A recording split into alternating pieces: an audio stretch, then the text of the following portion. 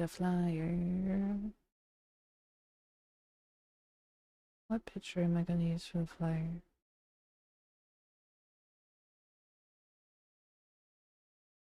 Feel so bad for Pika. Sucks.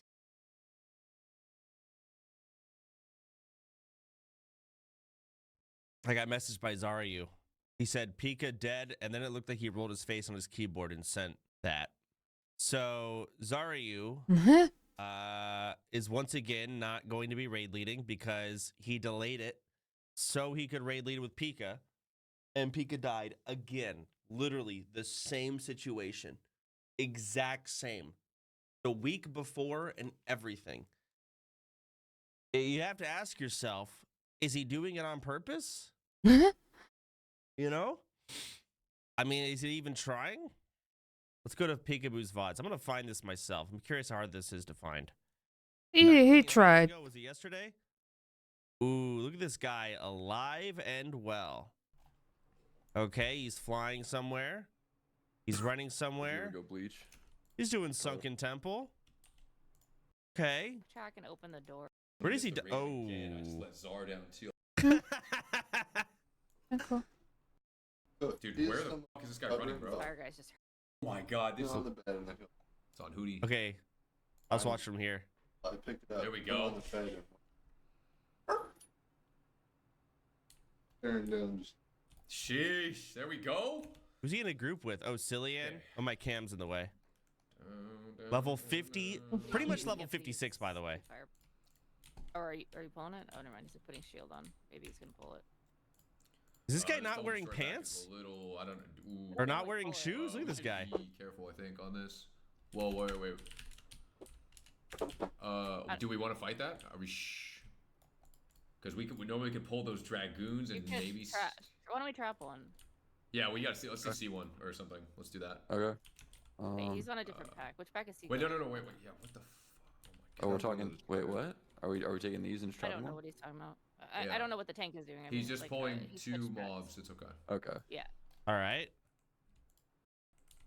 This or something. That's over it. When does he die? Oh, he's got a mob on him. I got you. Okay. Gotcha. Picking it up. It's kind of awkward.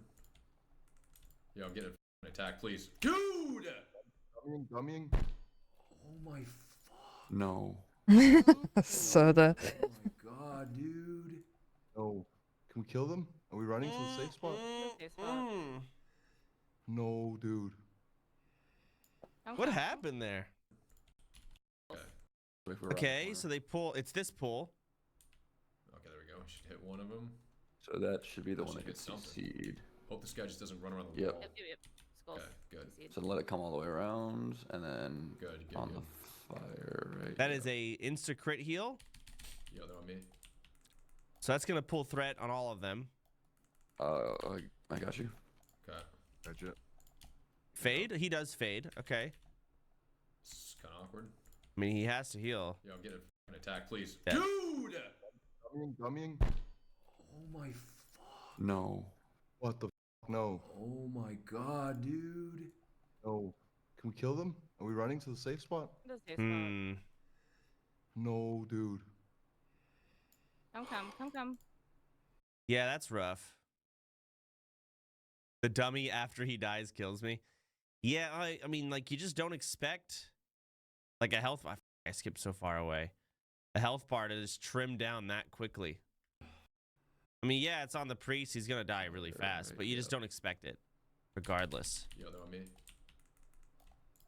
He's got a mob on him. He shields. I got you. Okay. Gotcha. Picking it up. It's kind of awkward. Shield breaks. Yep. 60, 70% health ish. Ooh, bot. Attack, please. bot got Dude! dead. Yeah, I mean, that's an AoE taunt moment for sure. Also, maybe get better threat on Skull. Was that Skull the whole time? Why does Skull, of all things, not have threat? Why does he not have threat on Skull? CC'd. Oh, Skull was CC'd. Yep. Skulls. Okay, good. Concede. So let it come Yeah, all it's the way definitely a around, taunt and then moment. Good. On the fire. You right gotta here. taunt it at that point. You just do. Yo, they're on me. I got you. Okay. Gotcha. It up. It's kind of awkward. Yeah, I'm getting. Yeah, he was not in the call. Yeah. I mean, that sucks. Why are you doing BRD, man? Yes. At level 55. Why don't I go do something else? Or, I don't know, get fucking boosted. Fucking attack, please. You know what? Let's see. Did he start mob tagging? Here we Serious, go. man. P guys, we can't do cared this next. solo. Because guys, Let's get some mob Fine. tagging going on.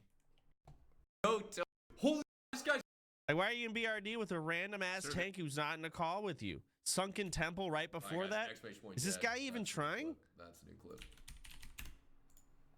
Too early versus that pack. What are you doing? He's gonna talk about it. Mage is super fun.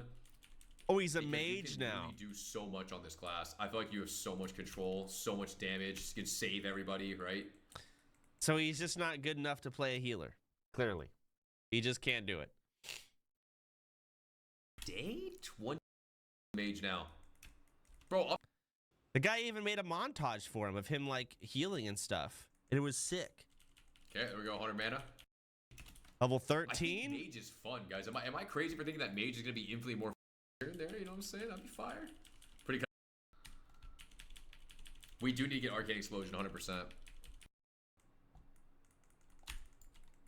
I mean, the thing is, if Peekaboo gets mob tagged, especially as a mage, he could raid lead with Zaryu on whatever day. Yeah, but they didn't want Like, to it could still happen, but he's got to lock in. be known for and mob start, taggers anymore. trying. That's the whole point of this next He's gotta round. pull an Ompi. Not to do He this. doesn't believe. He doesn't know the power of mob tagging. He's not mob tagging. He refuses. Well, then he's not raid leading. Unfortunate. The doors, however, like we can go forward, but we should open both doors in case we need an escape route. Plan on a Roshan? What? No, in case we need an escape route. All of us. Escape route? What? Okay, fine, then let's not. Maybe just Yeah, maybe it's a Quinn versus Summit route. See how that goes. Pika's video editor, the timestamp is 5:45. You know, for the death montage. Oh, the death montage. Huh? You know, for when you said we'll be fine. Well, I've been in here a couple times. I don't think we should die unless you guys want to control us all or something. Unfortunate. Nah, I think we'll be alright. I think we'll be good too. I got a lot of faith in us here. That's unfortunate. Yeah. Didn't Summit call it? Did Summit quit? I have no idea. Oh, I got 42 people to G-kick. That's fun. Let me make sure everyone's good. Hang on. Massive G-kick coming in. It might lag you. Stop pulling. 30-second count down.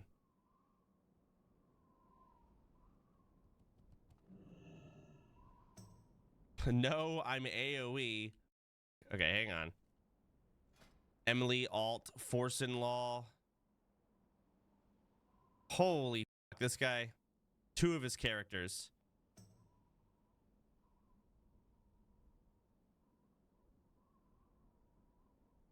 Sun Critters. Ooh.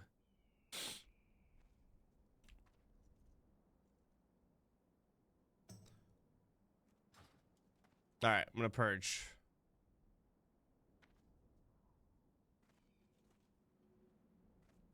Five, 4, 3, 2, 1. Macro tool.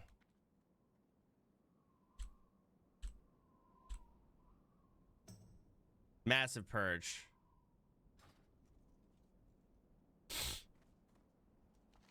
So how many people are logged in typically? 50? Yeah, like Was half- that all, we're like, dead literally people? That's 1/3 crazy. capacity that we were last when I was actually checking it. So only 50 people are logged in. How many of them are actually 60? How many are leveling, etc.? Like, it's tough right now. Show offline, turn that off.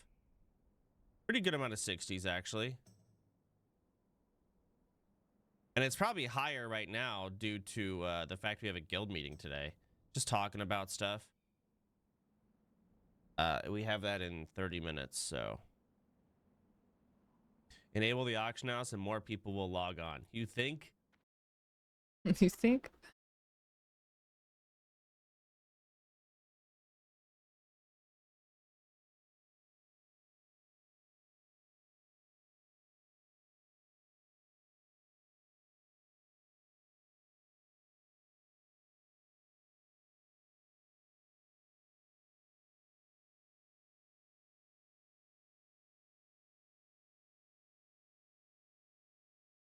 What the heck?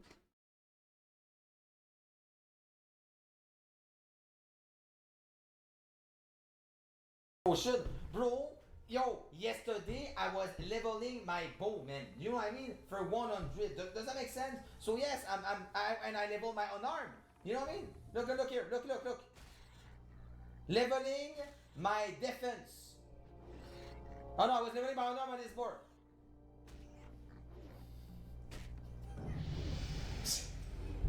So like, no, but so yeah, of course I'm mad. People say, who care about this potion? I mean, bro, like, it took me a lot. What is this?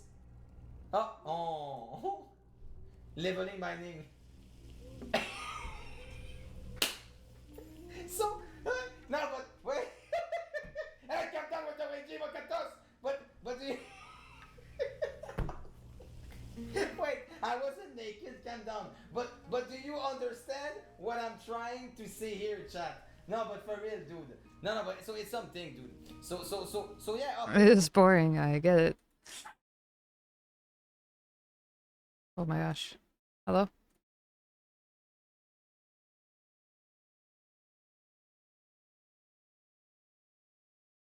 Oh.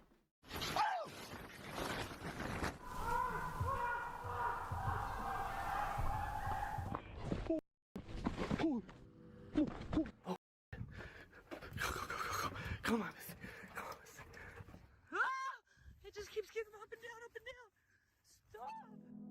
This YouTube creator, Larry, is well known for his camping videos. In a recent episode, he shared a scary There's a part 2 experience now? while Did you get anything good? parked in a secluded spot for peace. As midnight neared, he heard strange noises, which he first thought were just animals.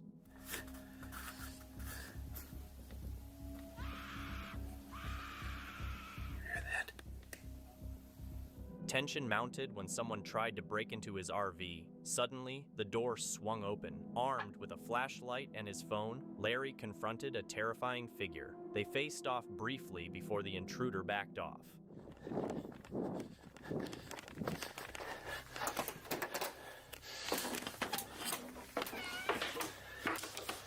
Larry quickly shut the door, calling out for help, his hands trembling as he secured it. The intruder made another attempt to get in, but failed, and eventually disappeared into the darkness. There's somebody out there.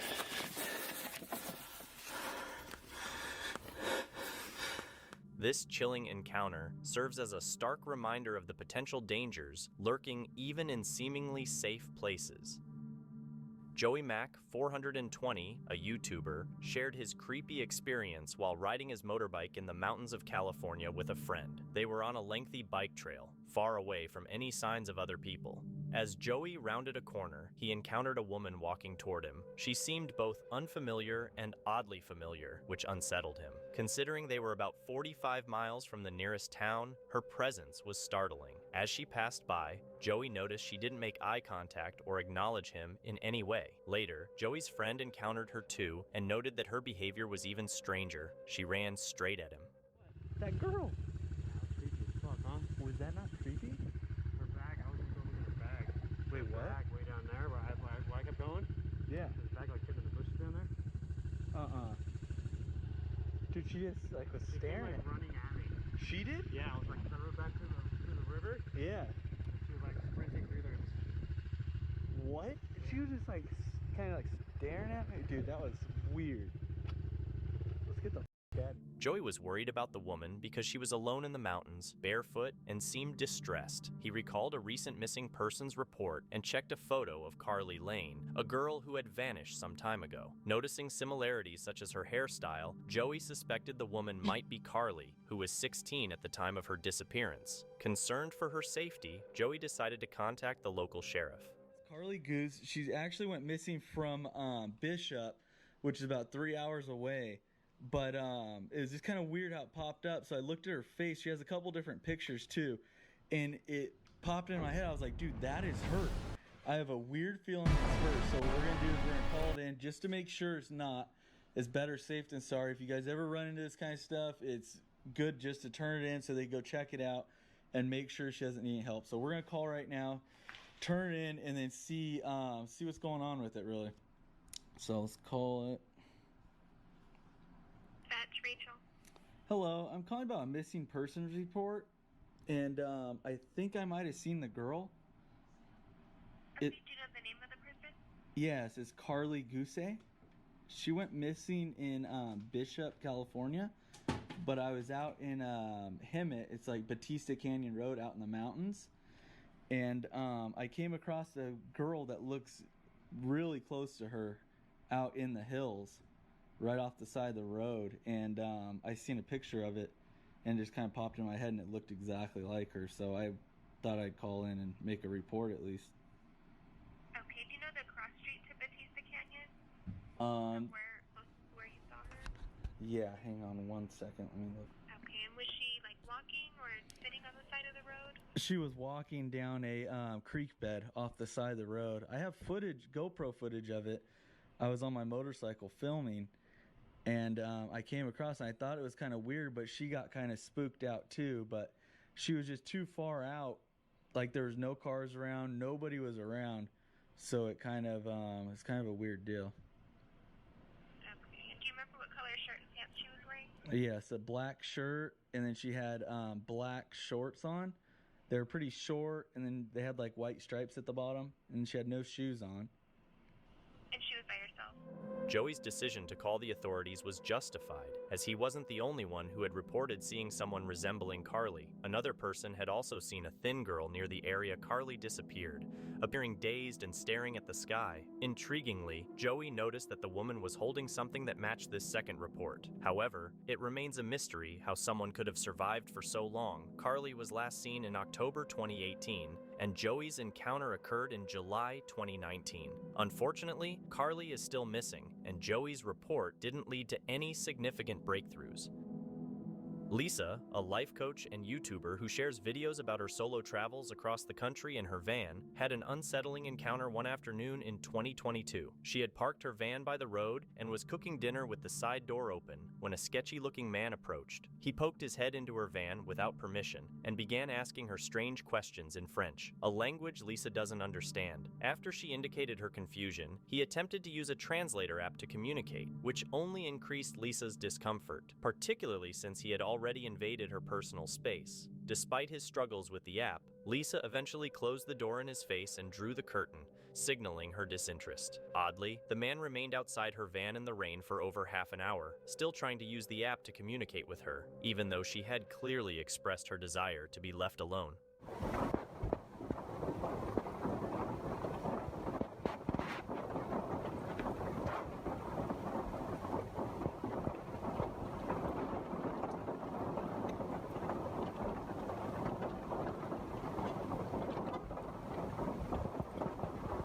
He just moved even closer so that I can't move out, so that I can't go forward.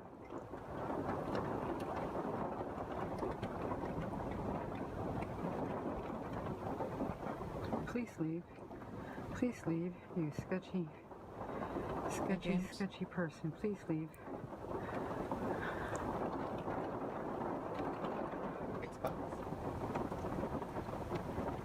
The man behaved suspiciously, hiding in the bushes and observing Lisa from a distance, seemingly under the impression that she couldn't see him. As the sun started to set, Lisa remained vigilant, watching him to make sure he didn't approach her again. Despite this, the man continued to move his car closer to her van, blocking her exit in various ways for over half an hour.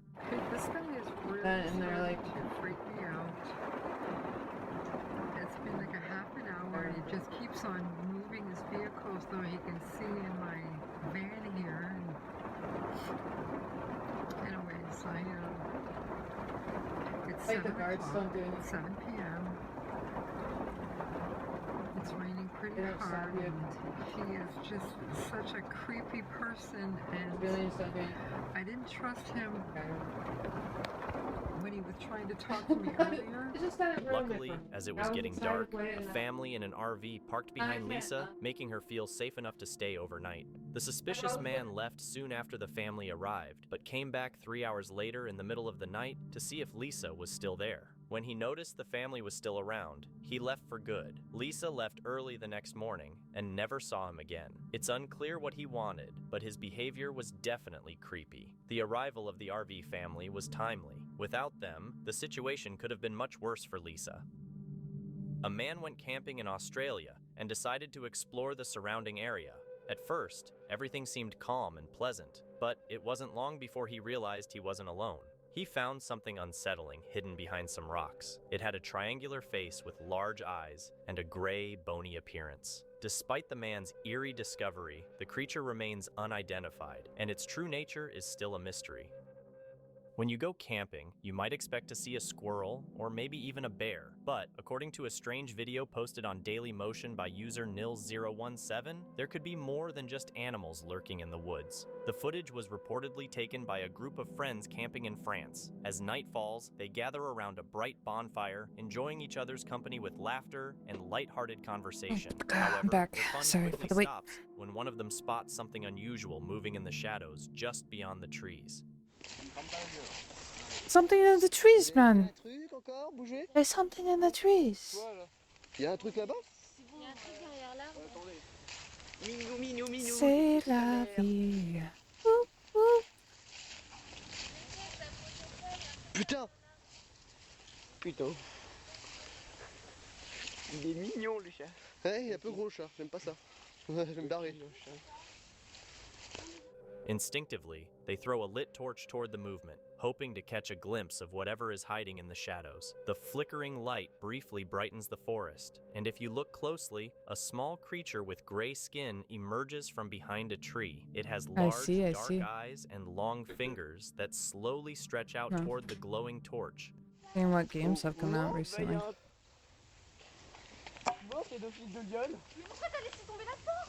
Pour éclairer, putain!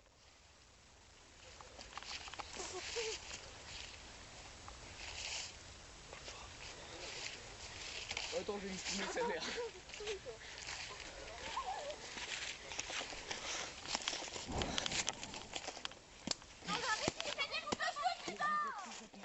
The sight is both fascinating and terrifying. The cameraman, fueled by curiosity, tries to move in for a closer look. However, the creature swiftly vanishes into the darkness, leaving behind more questions than answers. Its appearance bears a striking resemblance to the extraterrestrials often seen in movies, though some think it could be an unknown earthly cryptid. Sadly, until more evidence surfaces, this video, like many others of its kind, will remain a mystery.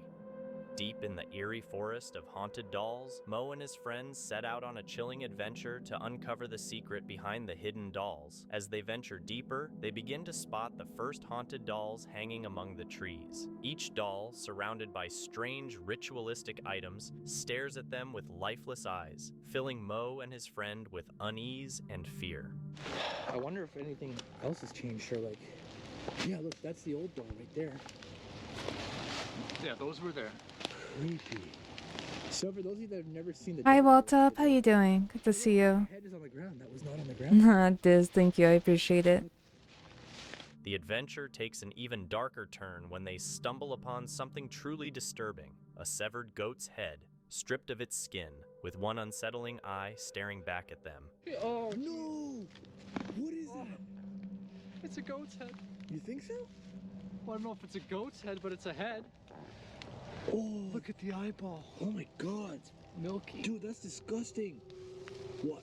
Who put that here? Guys, look at that. That is either a goat's head or some type of dinosaur. I don't know what the hell this is. It seems to have been part of a dark, sinister ritual.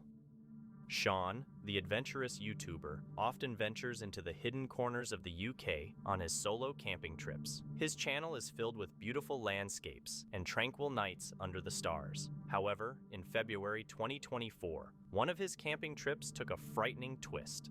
I am parked on the side of a road. I have parked across from a bit of a clearing. After last week's video where I had a little bit of aggro, I decided this week I'm just going to come out in the middle of nowhere so that I can have a little bit of downtime. On this particular trip, Sean parked his van by the side of the road near a dense forest. After spending a few hours exploring, he returned to his van and later went out for another evening walk. Once back, Sean settled in for the night, signing off his video and getting cozy. But as he drifted off to sleep, the real story was just about to unfold. Being well, I'll see you in the morning. Good night. I'm awake. I feel that. I have to go to the bathroom. Hold on. It sounds like they're walking van. At around 3 a.m., Sean was suddenly awakened by the sound of a car pulling up nearby. He listened intently as footsteps circled his van. His heart pounded as he realized someone, or something, was just outside. Carefully, he pulled back the curtains to take a look, and the mysterious visitors quickly rushed back to their car, speeding off into the night.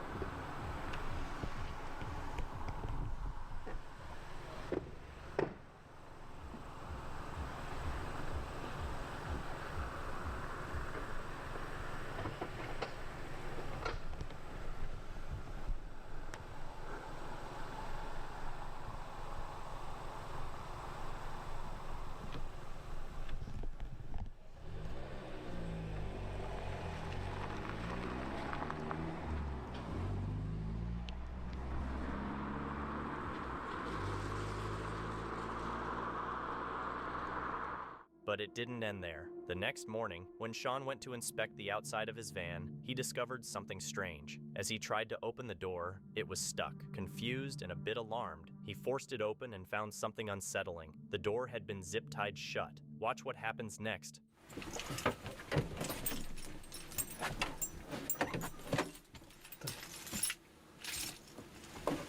My door's stuck.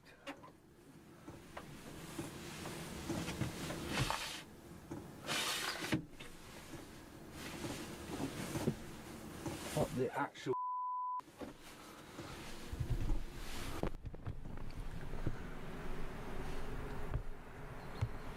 Did they slice his tires? They slice his tires?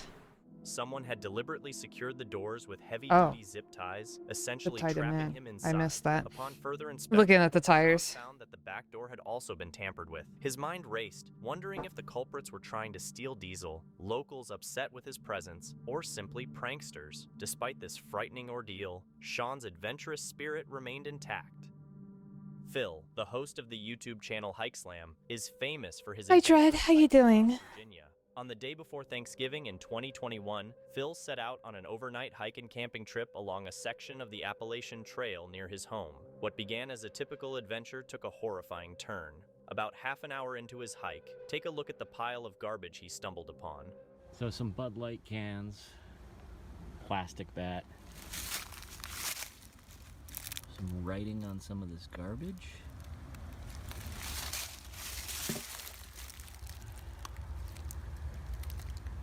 This one, Hangman is coming down from the gallows. Song lyrics. Other weird things. Oh, hopefully I don't get murdered out here. That would totally ruin my day. Well, let's keep going. Oddly, the garbage pile was covered in cryptic writing. While strange, this wasn't enough to deter Phil, who joked about hoping not to get murdered. However, as he progressed further along the trail, he encountered more of these rambling notes. This time, they were accompanied by a dead duck, adding a disturbing twist to the situation. Even more peculiar was how neatly the notes were placed between rocks, which added an eerie precision to the unsettling discoveries. The weirdness continues.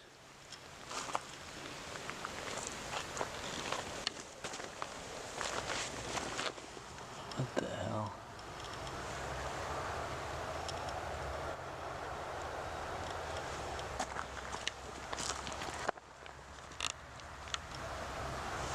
And there's a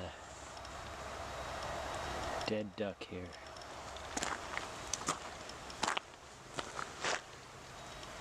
A very long note.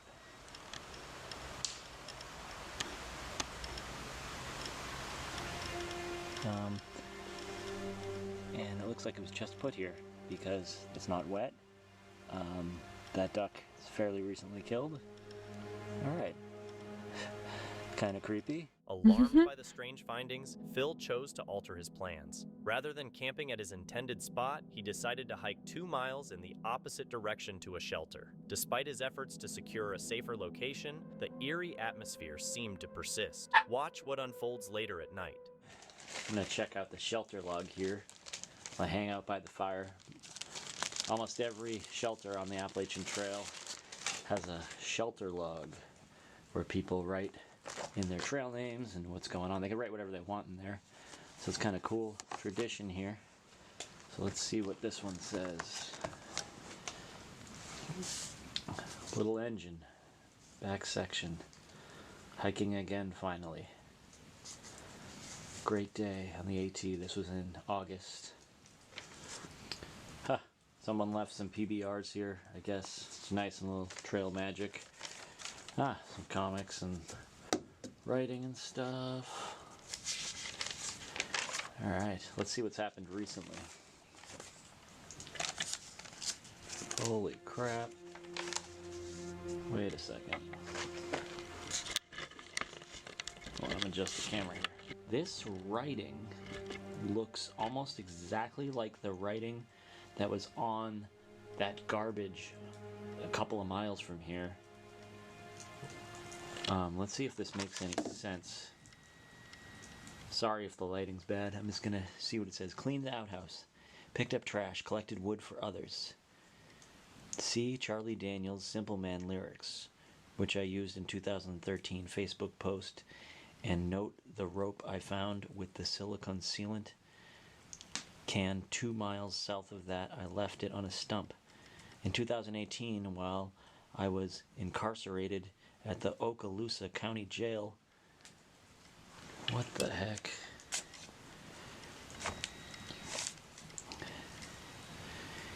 In solitary confinement, I figured the following out. Oh, creepy. Refer to Isaiah 28:15 through 9. Here in early 2017, Trump, Nebo, allowed Obama to have the special use of the Air Force One for a trip to Palm Springs. This is the same ramblings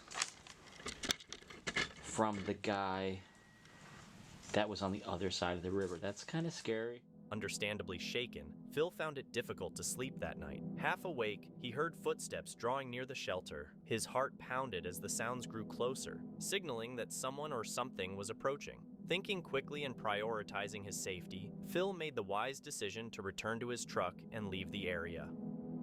Belgian urbex YouTuber Ciaz, who is known for exploring abandoned places throughout Europe, recently had a nightmarish adventure that left both him and his viewers feeling deeply unsettled. Usually, Ciaz's videos showcase the exploration of creepy, forgotten buildings.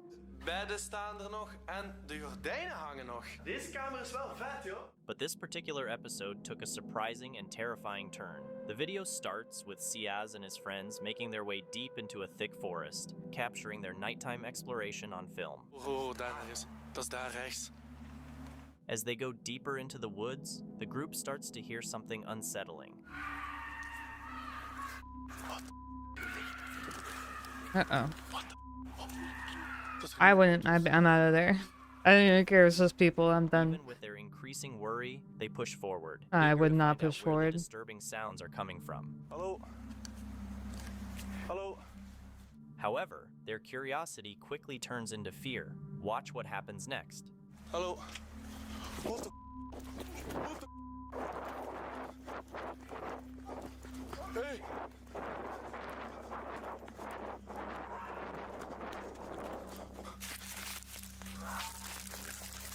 Watching that again, a woman in a nightgown appears from the darkness, holding an axe.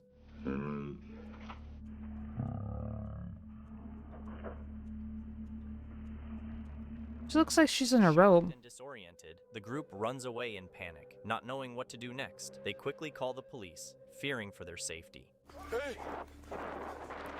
Oh, she was just upset they interrupted her, like, bath time. Ja, ik heb een rode auto met witte letters op de achterop. Ja. Ja, iets verder, maar ik moet ik al net... After a tense wait in the dark forest, the police arrive and take the woman into custody. Wat wacht je hier aan het doen? Ja, ik bezoek heel vaak verlaten gebouwen. Ja. En ik weet dat hier een verlaten camping is. Ik ben hier 7 jaar geleden ook geweest. Ja. The encounter with the police, however, does little to calm the group's nerves. Mevrouw, laatste keer. Hier blijven. Maar waar is het? Je gaat hier blijven. Mevrouw. Nee, nee, dat ga ik niet doen. Dat ga ik niet doen. Nee. Oké, gedaan. Nu is het gedaan, ja? Pak je dan. As the officers question the woman, Ciaz captures a moment of sheer fear on camera, his hands shaking as he takes a sip from a water bottle.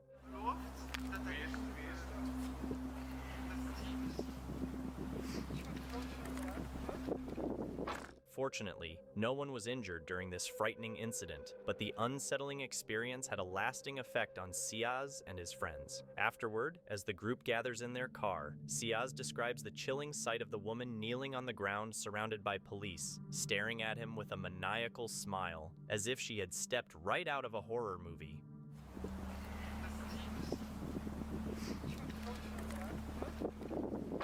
The vlog continues with Ciaz reflecting on the experience from the safety of his home. He reviews the footage, pointing out that the woman can be heard shouting threats, warning them to stay out of her woods or face deadly consequences. Shit wat ze heeft geroepen, maar ik heb maar de helft op beeld.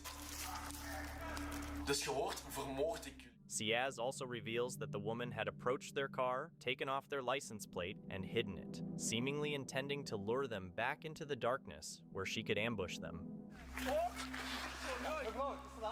Once again, it's extremely fortunate that no one was hurt during this frightening incident. Novice Wild Camper, a rising YouTube channel focused on wilderness camping in the UK, has released a series of videos that have left viewers feeling uneasy. In the first video, the camper sets up a hammock deep in a quiet, secluded forest. However, as night falls, the serene environment quickly becomes unsettling.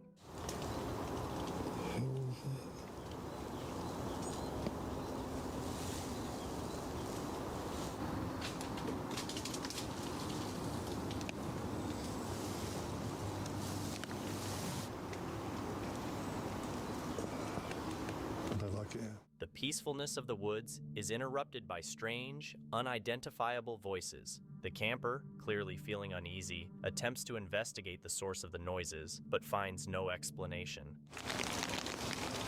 It's full of creatures and animals running around, and twigs on the floor, so you hear everything snapping and cracking and breaking. There's a huge amount of noises around here. I've picked a chestnut tree wood, so there are chestnuts crashing around constantly. Sounds like Bigfoot's throwing rocks at the hammock. As the night goes on, the situation becomes increasingly alarming when a rock is suddenly thrown near the hammock. Suddenly by my hammock, a massive, massive thud hits the ground and bounces. And I jumped up, unzipped it, put my torch on, and there's a rock on the floor that wasn't there when I went to bed. Later, a large branch crashes down close by. This doesn't land coming down. It bounces towards me. It hit the floor and was still rolling towards me. This place is freaked out. After spending the night in his car, the YouTuber mentions that he spotted a man standing by the side of the road. Listen as he shares the eerie conversation he had with this strange man. And there's a man just walking down the road like me, and he saw me and he went, "All right." And I was like, "All right." And he went, I mean, it lasted longer than I thought. "Camping in the woods?" I said, "Yeah, I just did a little hammock camp." And he said, "You went, you're brave." I said, "Why is that?" And he went, "People have done it before, no one's lasted." I said, "What do you mean?" And he just laughed and he went, "You know what I mean." I walked off. Despite his promise to never return to those woods, the story doesn't end there. After several months and a wave of comments from his followers urging him to revisit the site, the camper reluctantly decided to go back, this time equipped with more advanced gear, including infrared cameras and motion detectors. In the highly anticipated Part 2, the YouTuber bravely ventures back into the same forest. Flames Creed quilt. Are we supposed to get our box today?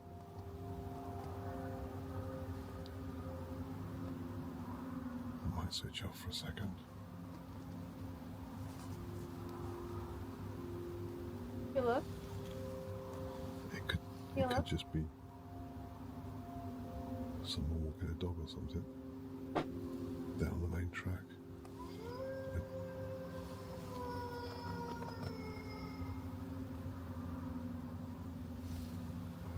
That was close.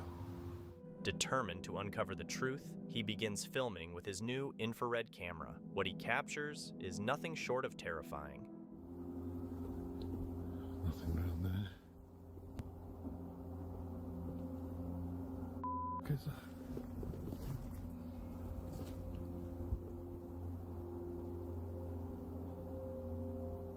There's two handprints. He notices fresh handprints on a nearby tree. Handprints that weren't there just minutes earlier. I swear that wasn't there.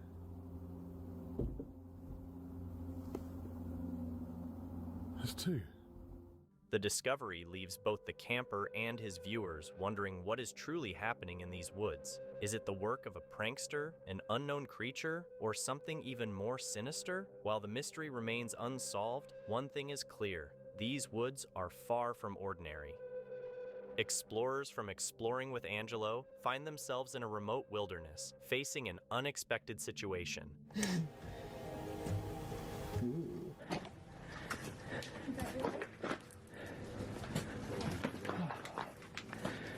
Okay. It's pretty spooky in here, that's for sure. What the hell? Oh my god. There's even there's like a stick to, what do you call it? A glow stick or whatever. That's like a glow stick. Dude, we need to get the hell out of here. Look at that. Oh, I almost touched that. Yeah, is that blood or is that part of the rock? Although the cave appears small from the outside, the interior is vast and eerie. Feeling a mix of excitement and nervousness, they begin their journey into the cave's unknown depths. In the silence and darkness, they come across something very unsettling. A white cloth with what looks like a blood stain and a We're not dying our dog. top, adding to the frightening atmosphere. Who wants to die our dogs? Tell Green. Known for his We ain't doing that. Field Days, with 1.6 million followers, recently undertook a challenge that tested his bravery and thrilled his How you audience. doing, Exotic? He ventured into a remote Position cave these rumored to be hands on the haunted tree. for a Look very 24-hour sus. solo camping challenge. Local lore and conversations having among a good time with nature, you know, getting in touch with nature. Almost immediately upon entering, Matt felt as though he was being watched and began hearing unusual sounds. Alright, so a fair bit of time has passed. We're still sitting here. Two extremely weird noises I've heard now. One, I swear to God it was the ladder that I come into the cave on. It was swinging. Now, I think I'm just tripping balls, but I swear to God it was the ladder swinging. And second thing is just that weird sound I heard again. It's just a very strange noise, but can't really put my finger on what it is. I don't think it's bats. I don't know. Don't know what it is. But anyway, it is about 11 o'clock at night right now, and we are going to dig into the baked beans. As he settled The beans, man, the beans. baked beans, the creepiness escalated. Thanks for with a asking. How you sudden feeling? I'm doing alright. I'm doing alright. I have everything running in my background. Work is getting done, even though it doesn't feel like it. Oh my f***ing God. That was the sound. Yeah. That is the sound. Did you hear I'm that? probably gonna go smoke and play a game here in a minute. Goosebumps. As the night wore on, the situation grew worse as Matt heard more disturbing sounds that couldn't be dismissed as the wind. I really hope you guys heard that chain move just then. It is 100% now. I heard it before. I'm 100% certain it's the chain that I walked in, that you climbed down into this cave on. It's moving. Now, you can't move that chain with wind. It's way too I think I want to play that one game I played just recently. A lot of people missed it because I played it in the middle of the night. And I want to see what would happen if I make other choices. I have to wait for the next chapter anyways until April, so it'll give me something else to do on the game. It was over so quick. Too quick. Might start that up here in a minute. Get really high. It's nice and comfy. Good story. That'll be nice. Play again. We'll do different choices this time. I want to see if it changes anything on the outcome. What game are you gonna play? I don't know if you ever played anything down the lines of like Life is Strange's kind of games. I know they've come out with other games other than Life is Strange, but this is one of them. It's called Lost Records. Gloom and Rage. It's been pretty good so far. I had a good time with it.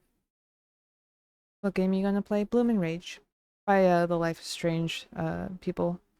I played it the last 2 nights, super late at night, so I feel like a lot of people missed it for one. And then two, it's one of those games that can change through how you answer things. I want to see if I get a different outcome.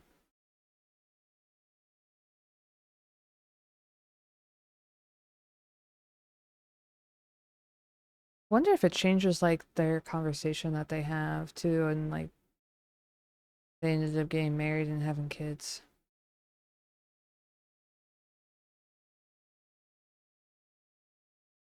Oh, we'll see. I'm gonna dig deeper into it. I barely skimmed it because I thought it was going to be a long game, and then I was like, oh, it's over. Because we have to wait for the next chapter in April.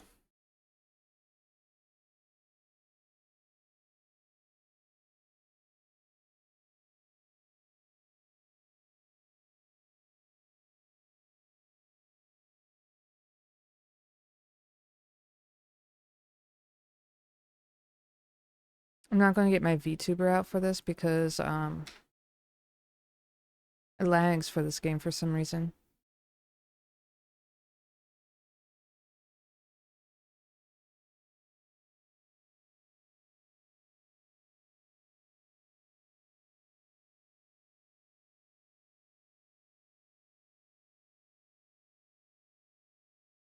I'm tired of doing all these taxes.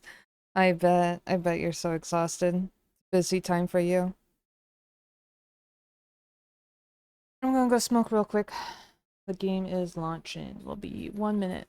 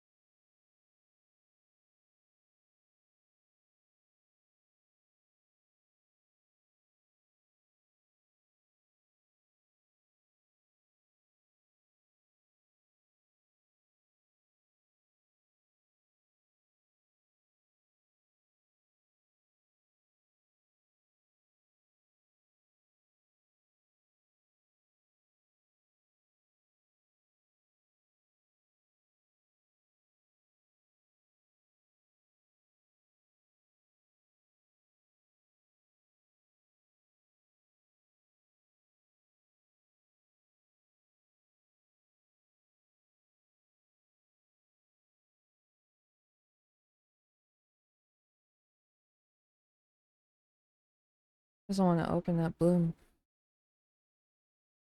We're downloading content? Did they already come out with a DLC for it? Let's go! Let's go! 21 hours, man. Went up 15. Big.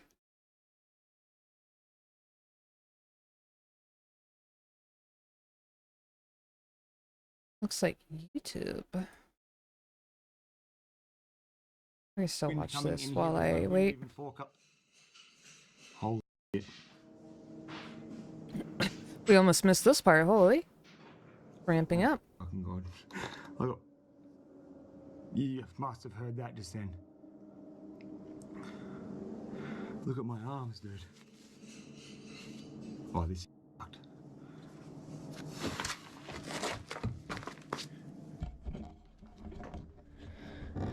Holy. That's not normal, dude. why I'm freaking out.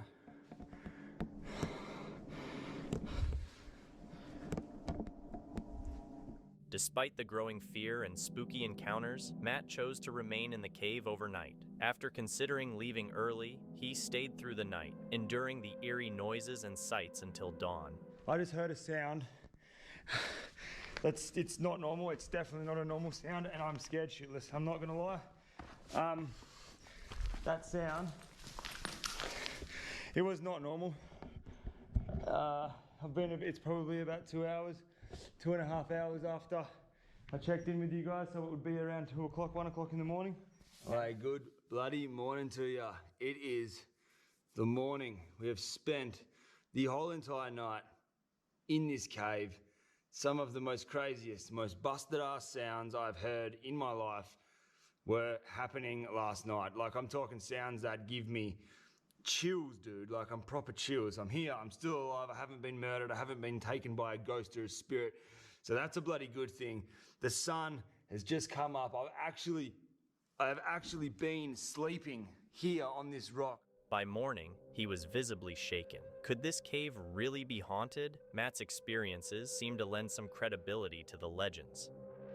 Daniel O'Neill, a UK-based YouTuber who runs the channel English Woodsman, has been sharing his stealth and woodland camping adventures for nearly 10 years. His channel usually focuses on camping gear reviews and peaceful outdoor experiences. However, in August 2023, Daniel uploaded a video that was much more unsettling than his typical content. The video begins with Daniel walking through the woods, chatting with his viewers, foraging for berries, and noting the footprints and trash left by previous visitors. Things take a disturbing turn about 25 minutes in. As Daniel talks to the camera, he suddenly hears footsteps behind him. If you listen closely, it's quite clear. He quickly turns around but sees no one, and what's even more disturbing is how the footsteps stop abruptly when he calls out, "Hello." And rain camping is really good.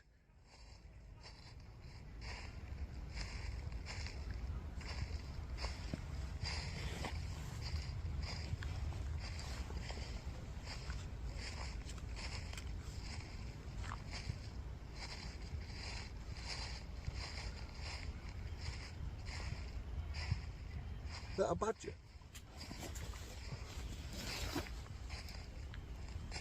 Hello?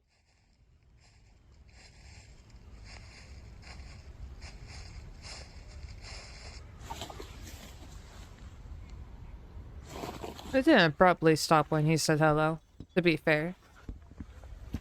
Despite the frightening experience, Daniel chooses to continue his camping trip, but as the sun begins to set, the footsteps return, this time sounding even closer. If you listen carefully, the eerie sounds seem to creep up on him, adding to the tension of the situation.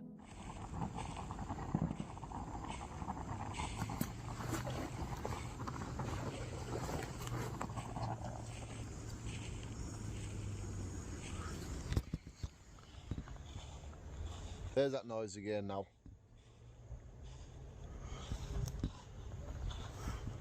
Hello? Oh, the game finally opening? Let's Hello? go. I thought it was the video.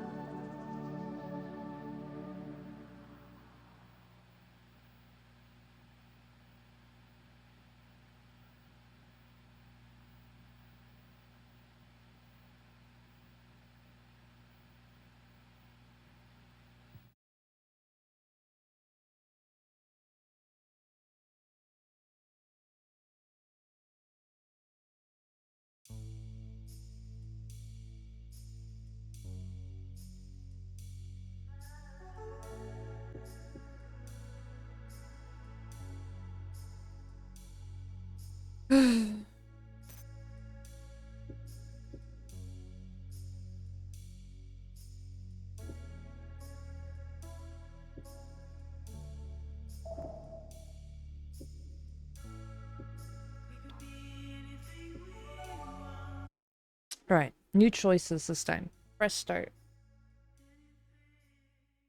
I wonder how many different endings or different lines you can go down.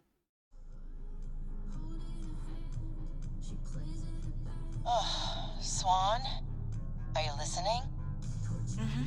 So we're at book club, and that Carol, she had the nerve to say my idea was shallow. Honestly. Can you believe that? I just prefer a happy ending, you know? She always has to make everything about her. But, I mean, at my expense? I mean, was that necessary? Swan?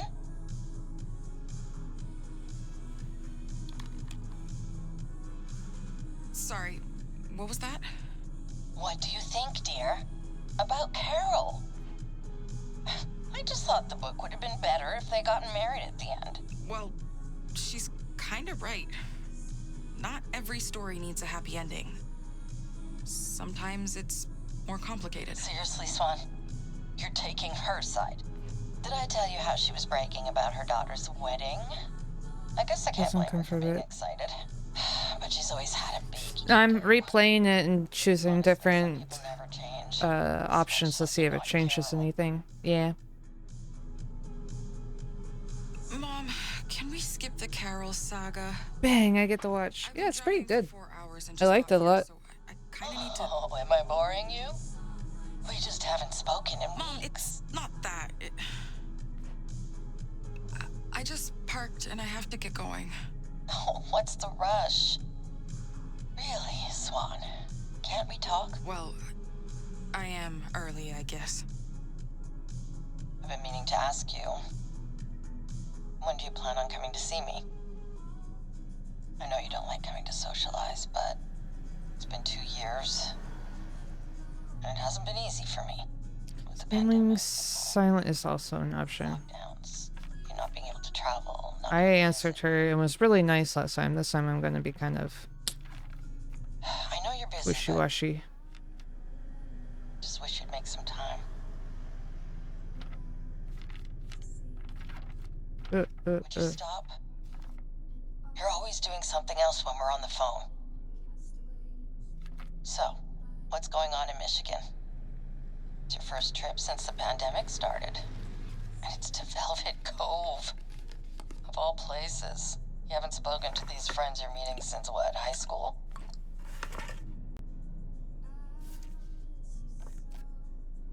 I think I have to answer this one. Hello? I know you're still there. Tell me what this trip is all about. I'm just curious. I don't know. We made a promise. But it's just personal, okay? You're still thinking about promises you made when you were 16. You haven't seen them in, what, 27 years? Just trust me. I can't explain right now. Was it a summer fling? One of your phases? My phases. You can be honest. Really. Not with the phase thing again. It's always like this with you. You've always kept me in the dark. Back then, you'd rather converse with that cat than with us. What did you call him? Pudding. Last time I called him Shadow because weeb. Then we'll go with Pumpkin. His name was Pumpkin, Mom. Oh, right. Pumpkin. I'm sure I have some pictures of him around here somewhere. I'll show you when you visit. Mm-hmm. You're coming for Christmas, right? Now that you're traveling again? I'm not sure if I'll be able to visit for Christmas. But the reception's think about terrible. This is so frustrating. What did you say? I said I'm not sure about Christmas. Can we talk about this later? The whole family will be there. Do you really want to be the odd one out again, dear? Your cousins will be there. Emily's bringing the new baby. Mom, I'll decide later. I really have to go. But wait, Swan. Bye.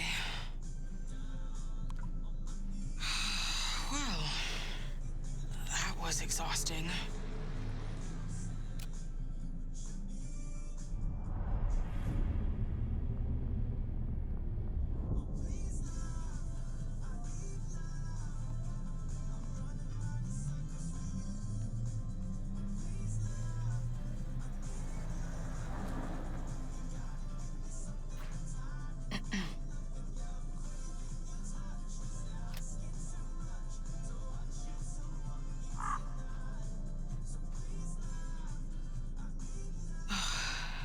Get it together.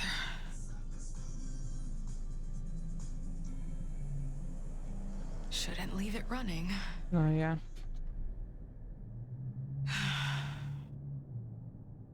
Okay. I can do this. Still the same backpack from when she was 16? That's pretty crazy. Didn't realize that till now.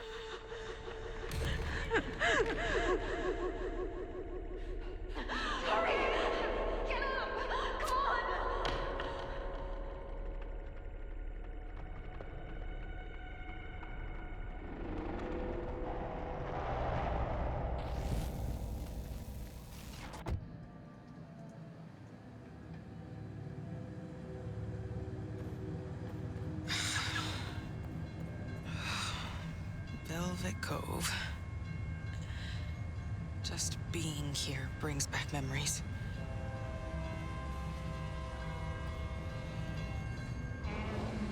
I hope we stay friends through it all. Look, we have a train. We love trains.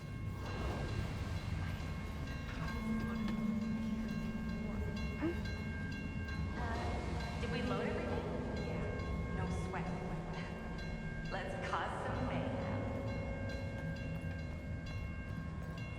A little laggy. Wonder if it's because I'm downloading and uploading. Ooh.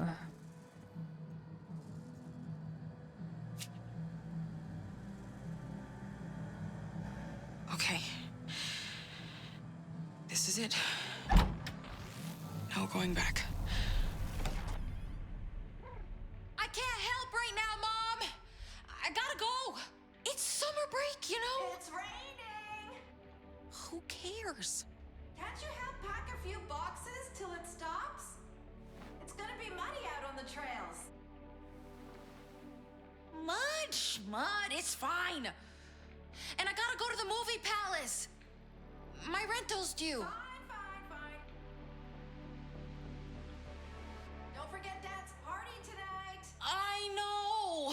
You better shower when you get back. I'm closing my door.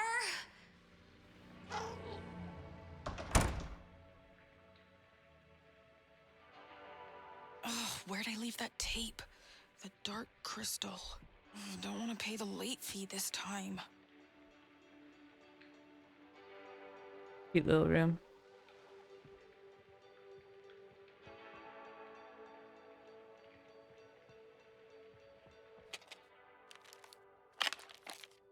The dark crystal. Bingo. Oh, this isn't the movie palace case, though. Where'd you hide it, Fluff Butt?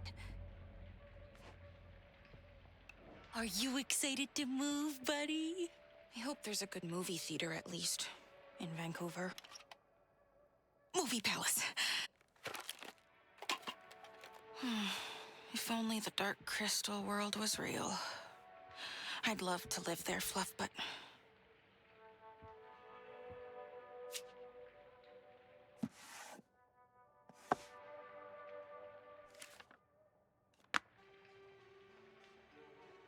No, these are just so much fun. My daily moment of zen.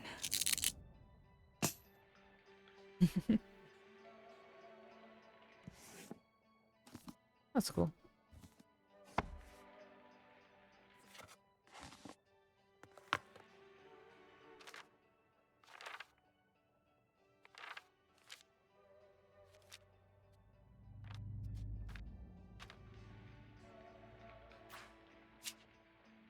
Let's get dressed. I guess.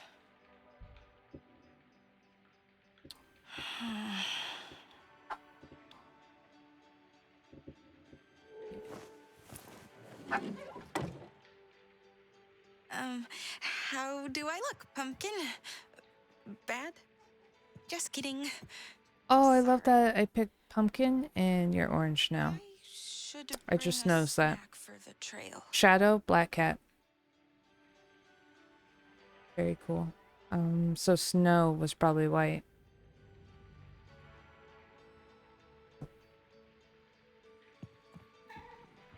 You're so cute, buddy. Yes, you. Did you know I love you? Mm-hmm. Yes, I do.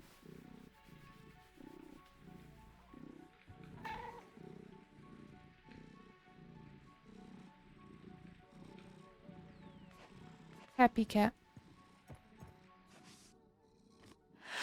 250. Such a classic. Nap Too time. bad that movie sucked. Bet I could have made a better adaptation. Something like that Kubrick one. What else? Next. Oh, where'd Mom put my snack? Thanks, Mom. Thanks, Mom. Out of here.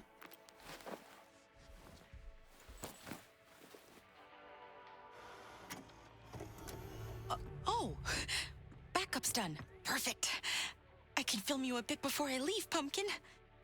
Let me just grab my camcorder.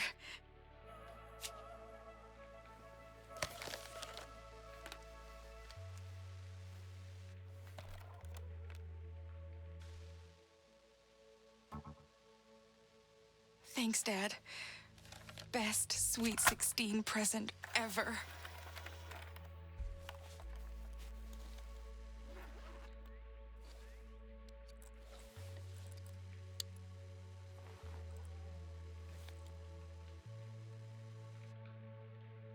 I'll never get sick of filming you, buddy.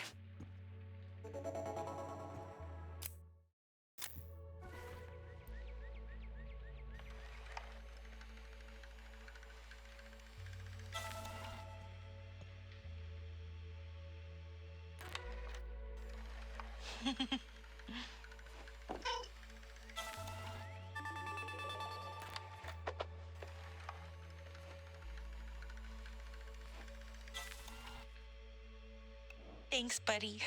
That's good.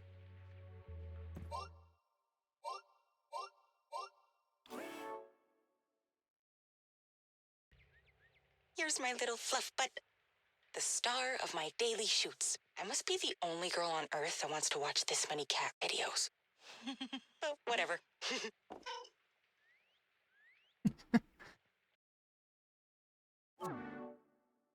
My inability to keep up with the cat. What else should I shoot in here? We're shooting I other want to things. record as much as I can before we move, buddy. This looks cool.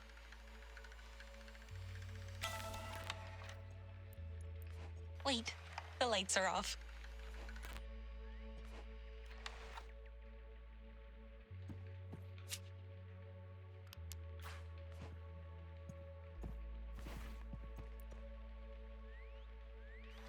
Stip bug, stip bug. What else?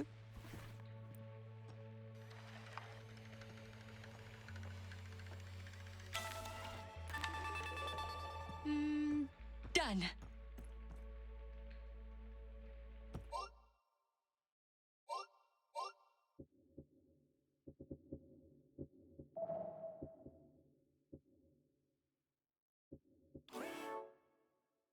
The Swan Zone. Before we move, buddy, here we are. Hi, Dragon. How you doing? Hello. Natural habitat. Cool. Since forever. It's weird to imagine living anywhere else. But we'll be packing up soon and leaving it all behind. I'll never forget this place. I'm doing good. You? I'm doing good. Just relaxing, chilling. Not getting up to much.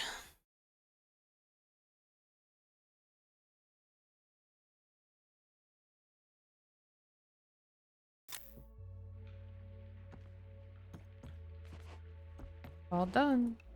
Alrighty. Cute. I pet you.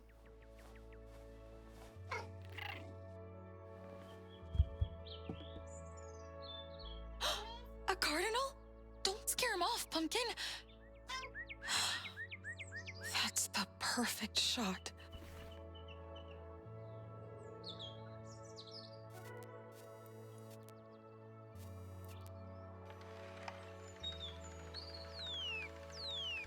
That's a wrap. I'll film more on the trail. Better get going.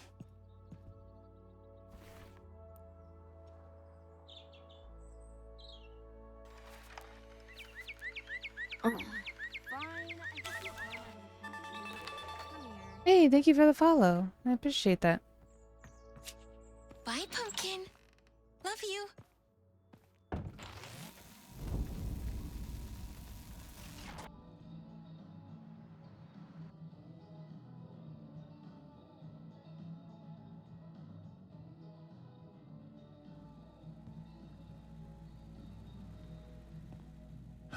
Hey there. Be out in a jiff. Short staff tonight. Take your time.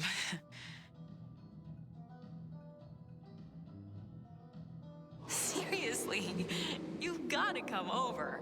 You have, like, so much to learn. We'll start with some punk music, obviously. One mystery drink coming right up. You ready? I was born ready. No pinching your nose. Yeah, we know that trick. Bottle. Where'd you guys get those beers? My dad's extra fridge. He never notices. If he catches...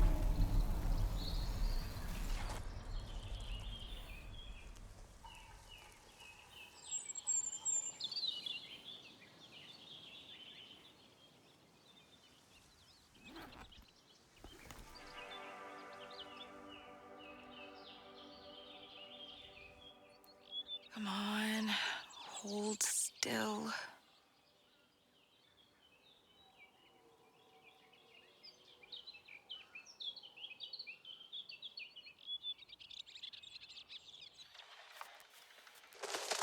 No, don't leave. I wonder if they ever try to jump the fence.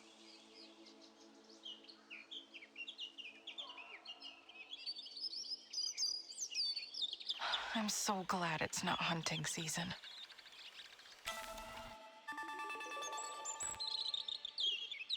Oh, he's back! Swan here. This is the Michelson Ranch. These deer are bred and raised for sport. Hunting season's in the fall. You can always hear the gunshots from this place.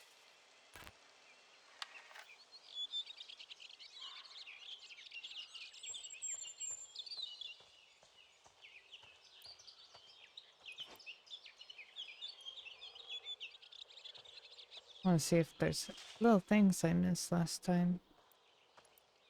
Thorough search. Alright. That's right. Bang, a deer. Bang. There's Bambi.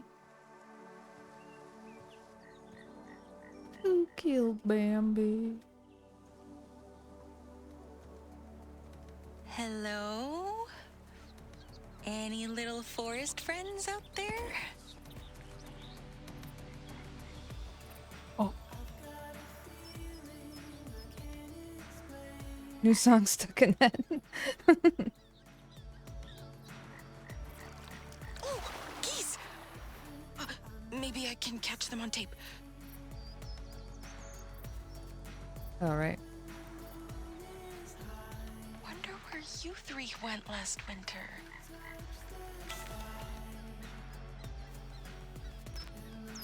Okay, memoirs all set. But I can edit it some more if I want.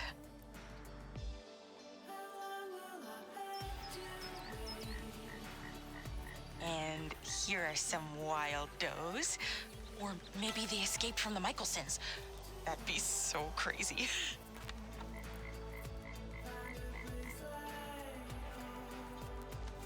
Hello. Are you a frog? Are you a frog? Prince?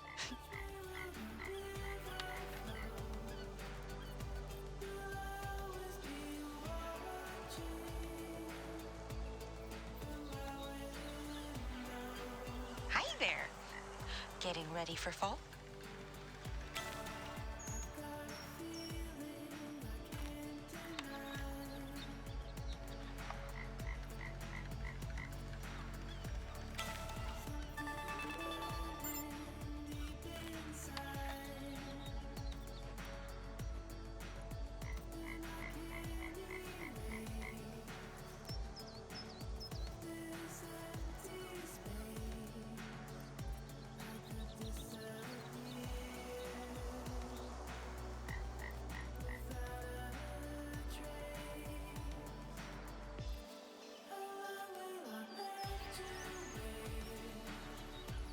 I think I'm done.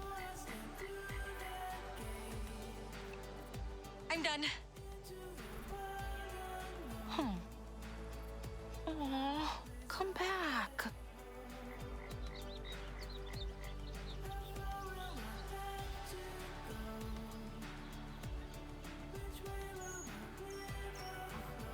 Everyone left. Guess I'm alone. As usual. Damn. Hunky. Where'd I put that granola bar?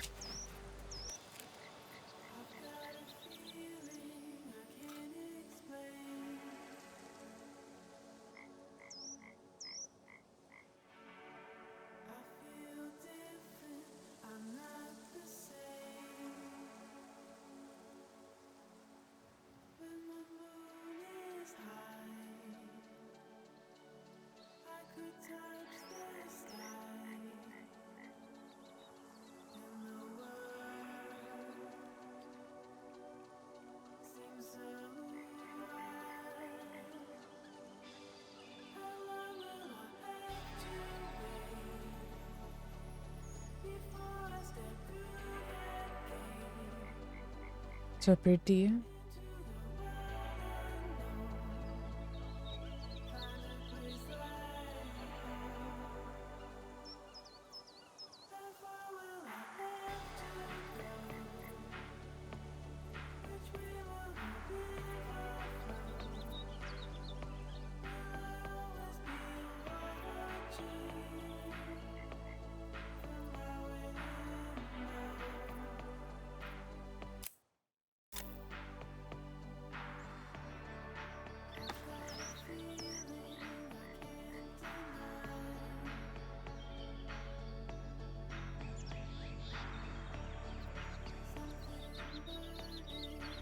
Hello, squirrel. Wanna be in my movie?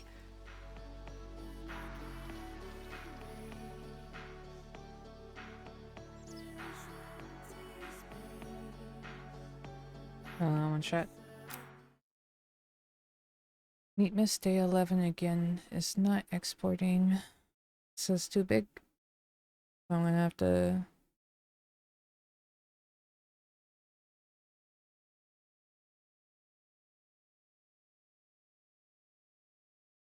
Download it and edit it through Premiere, even though it takes like a whole day for each edit.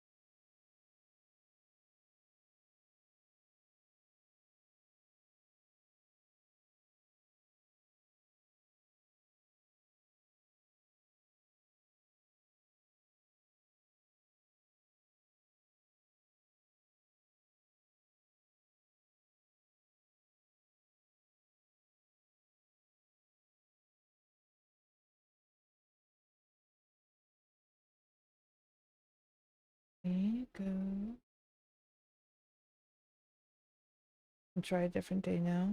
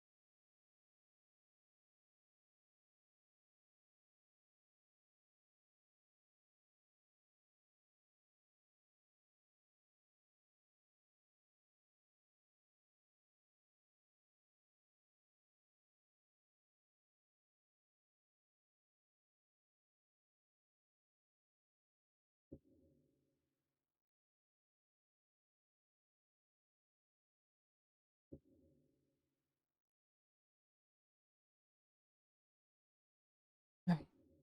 Everything's back to running.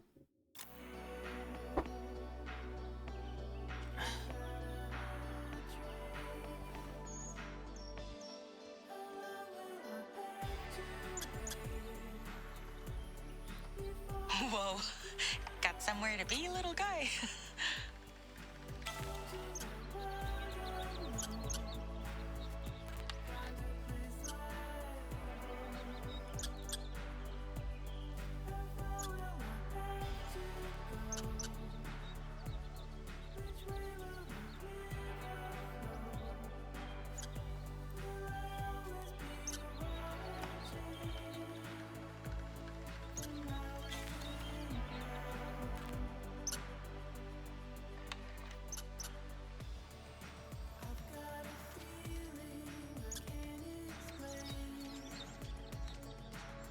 Oh, sorry, Birdie.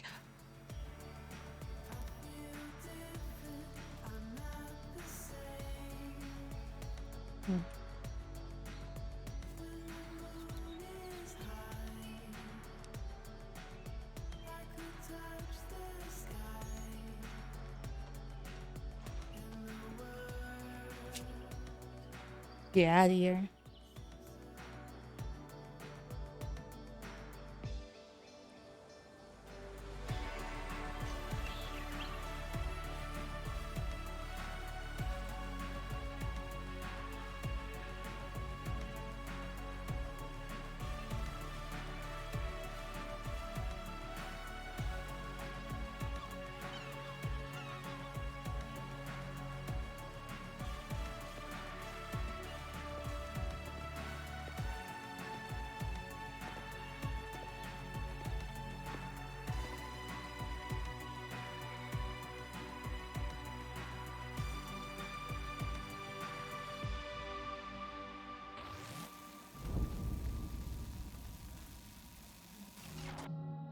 Thanks for waiting.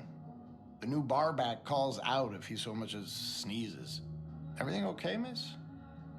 Oh. Sorry. I spaced out. No worries. Peanuts. Nom nom nom. Just carry you. I'm Gus. Hi, Gus. How are you? Hello. How are you? Can't complain? You don't look too familiar. You from out of town? I grew up here. Oh, I should have said visiting. Moved out to Canada years ago now. Oh, well, Welcome back. Thanks. Say, you happen to be meeting someone? A lady about your age came in just before you. Oh, I am an old friend from school.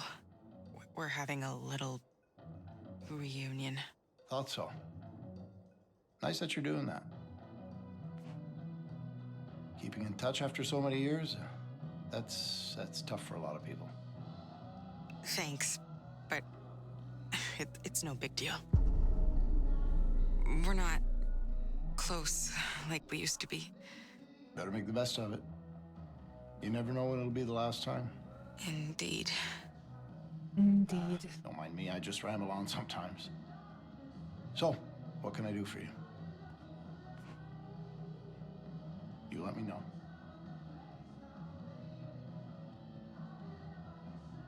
Oh, my phone, right?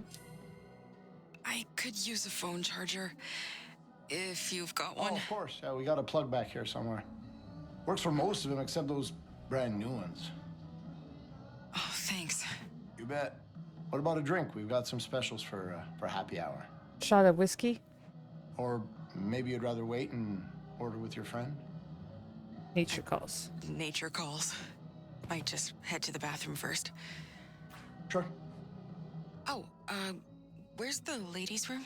Just down the hall to your right. Well, nice to meet you. And welcome home. Thanks.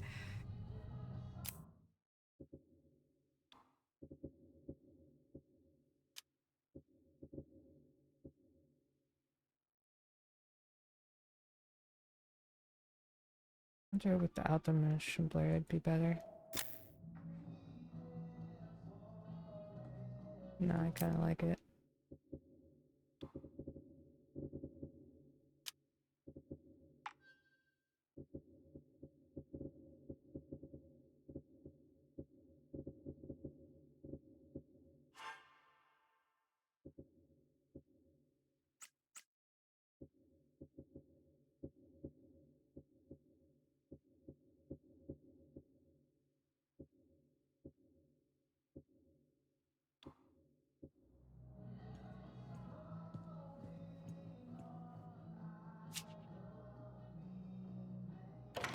Sorry, just give me a sec. Go to the left, it won't let you because of stuff in the way.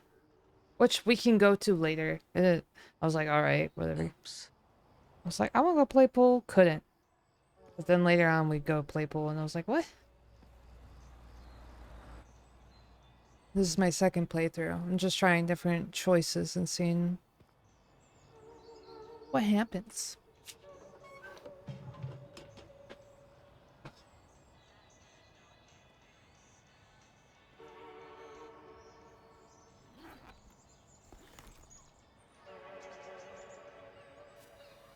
Here we have evidence of a minor suburban tragedy. A dropped ice cream cone. But in nature, nothing goes to waste. And now we discovered the source of the ill-fated cone, the Youper Scooper. Hey, it finally reopened. Last chance for scoops. Ice cream, you scream, we all scream for ice cream. They told me to come get ice cream. I come get ice cream and they get mad at me. Slushy on a hot summer's day. Maybe I should get one. For research. And then capture more footage. Lots to do before I head home. This has been Swan, filming at the Movie Palace on July 7th, 1995. More to come.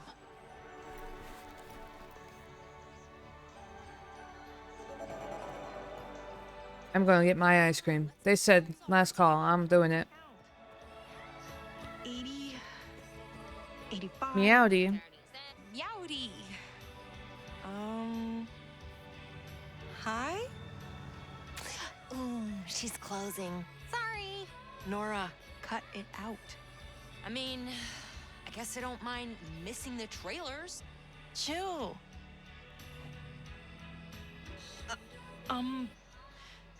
Just let me know if you have any questions. I'll just have a look at the menu. It's to your right. Oh, and the hot dip machine has been broken since, like, basically forever. So don't ask. Okay?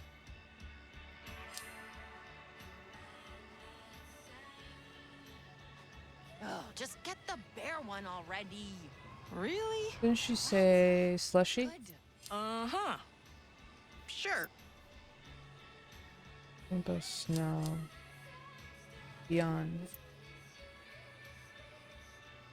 I'll take a rainbow snow. I like it. It's sour. You've got good taste. Let's go. I'll just wait over here. No problem. Dude, I'm melting. Thank God the multiplex keeps their AC on blast. You're going to the movies? Yeah. Right after this. That's awesome. I love movies. Cool. Not much to do around here anyways. Right? Yeah. It's a nice theater. Let me get that slushie started for you. Just a sec. There we go. Oh. Swan? Autumn. It's really you. Well, let's shake her hand this time. Been here a while? Oh. Handshake? Fair enough. But I got all my shots, I swear. Sorry. I wasn't sure if I'd recognize you. Let's mind if I scoot by.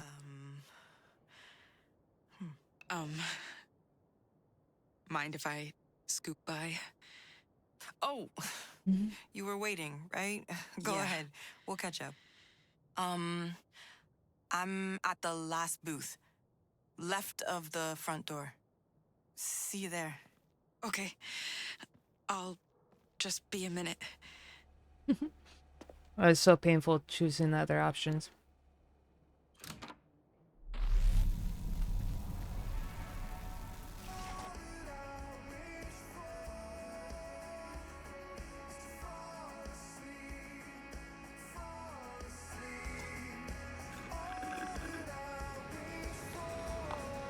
I'm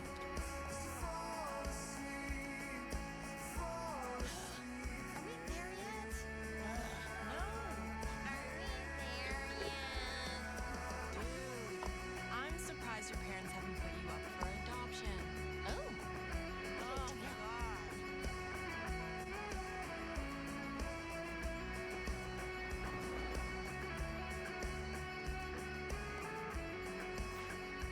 The art is stunning, I know, right? Alright, let's get all the collectibles this time. We skip these.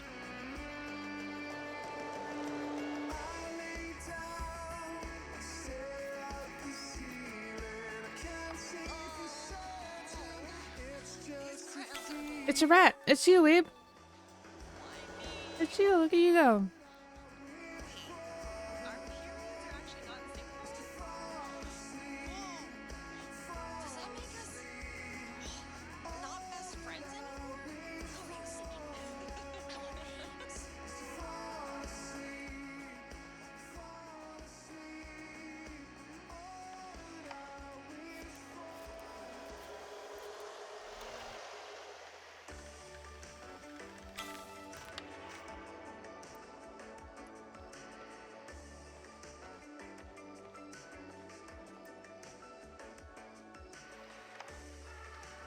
Where's Cody? Where is he? I don't understand how we can lose this much blood each month and, like, not die. Please. It's not a big deal. Yeah, maybe. Hey, how's the slushie?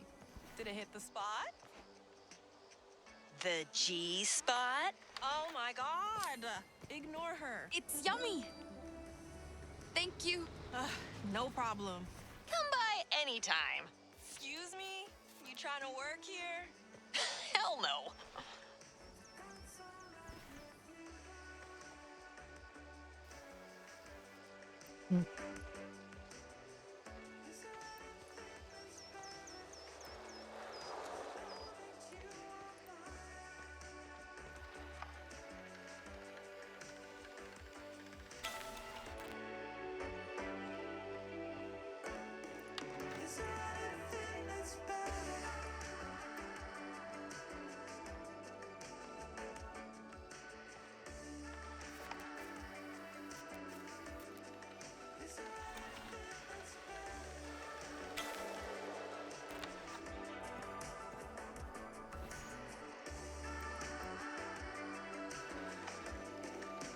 Love the penis.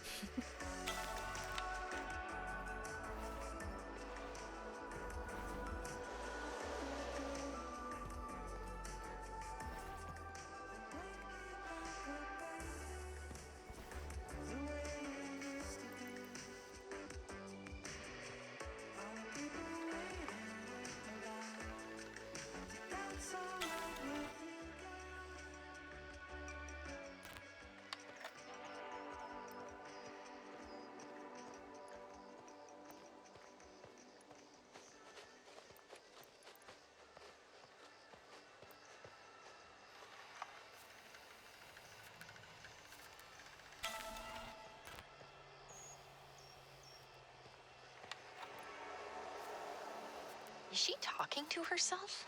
Shh. I can always edit this later. I want this memoir to be perfect.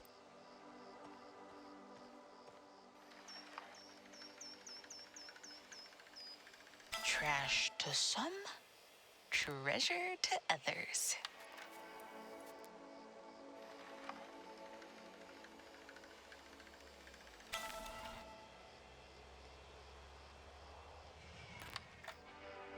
I'm grabbing something. Oh.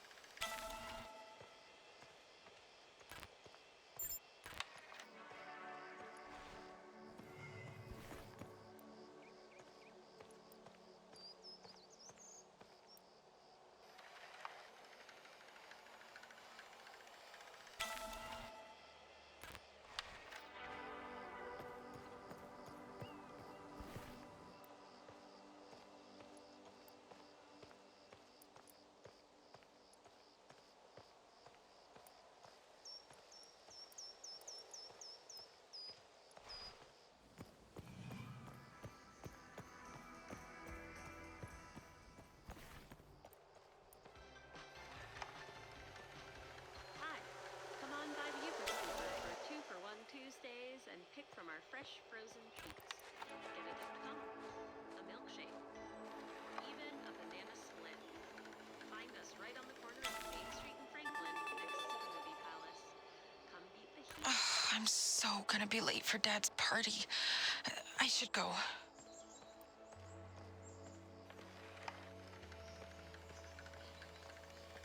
I can always edit this later. I want this memoir to be perfect.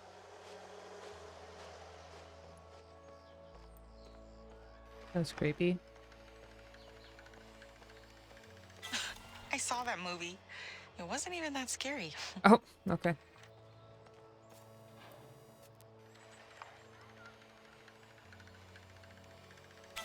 The water tower. It'd be more fun to film if it sprung a leak.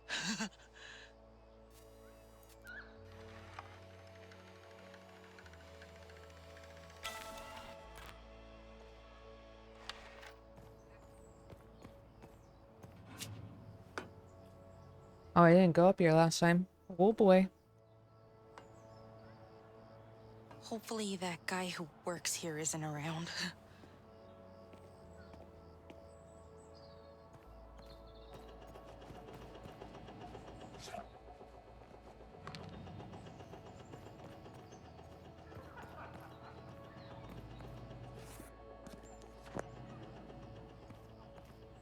That guy must have thrown a party up here. Oh my. Oh, for the 4th of July, I guess.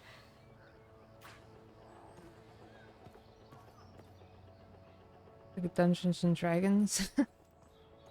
Alright. Crap. I'd better use my shortcut today. I'm late. To the fence.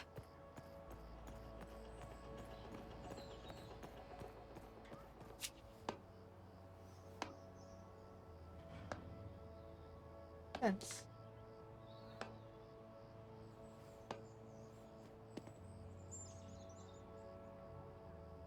I wonder if I can choose not. Balloon.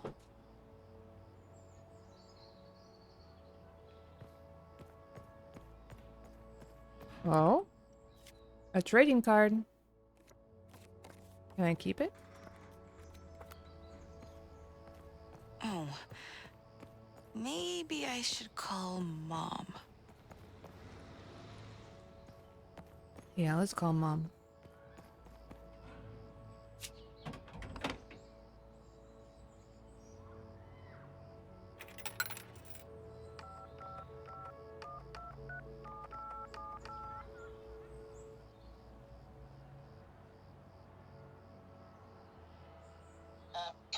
Hello? It's me, Mom. You told me to call? Where are you? I could really use your help. Dad keeps adding people to the guest list for his party tonight. I'm at the movie palace, remember? My rental's due. Right, right. So you'll be home soon? Yeah.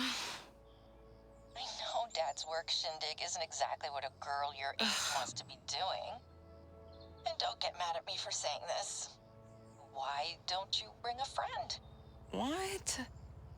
Or maybe even a date? I don't really have friends. You know that. Swan, that's not true. What about Megan? We were in the same troupe, Mom, 5 years ago. Well, maybe if you put in some effort, you'll make new friends in Vancouver. Okay. You know, I was just like you when I was your age. Uh-huh. Stubborn. You'll grow out of Okay. it, Alright. just like I did. Good talk. Glad I called. Now, get going. Bye, Mom.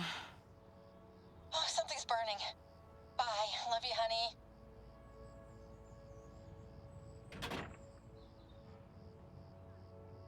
Kyle was here. Jerk off.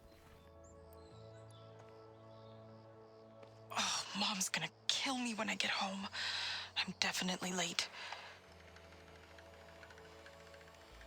Lights. Camera. Movie palace. Movie palace.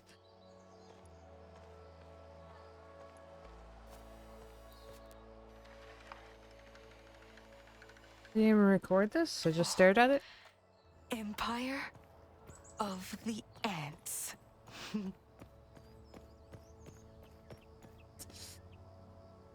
Here we go.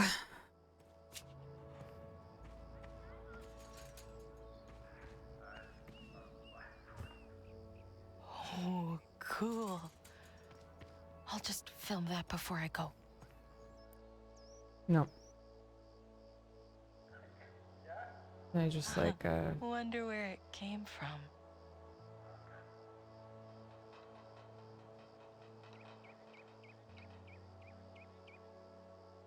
Hey! Stop that! damn. I wasn't even recording this time. What the? Who? Me? Yeah, you. What are you, some kind of creep? What? Weren't you just recording me, weirdo?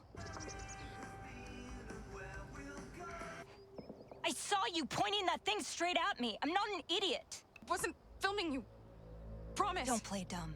Give me that camera, now. Are you some kind of lesbo pervert? No, I'm sorry. I'm so sorry. It was an accident. Really? You know what? You're so fucking lame. Get out of here, loser.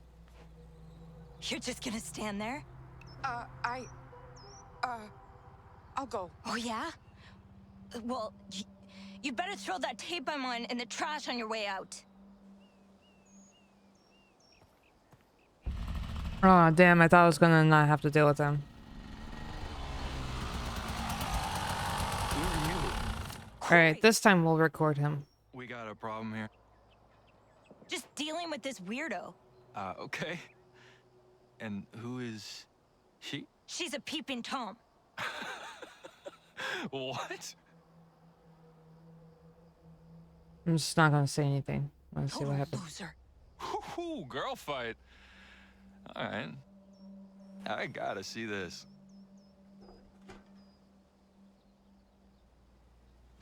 Seriously, Corey.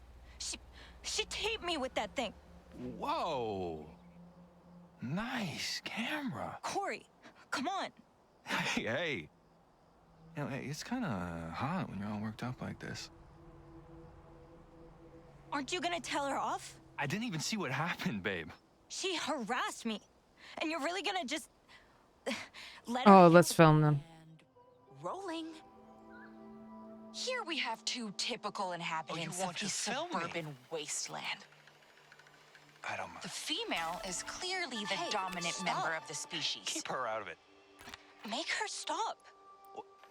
What? She clearly wants to film me, babe. Hey, weird girl. You got the hots for me or something? Better not.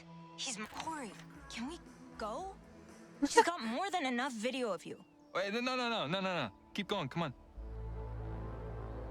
I want a video of me and my sweet, sweet baby here. Me?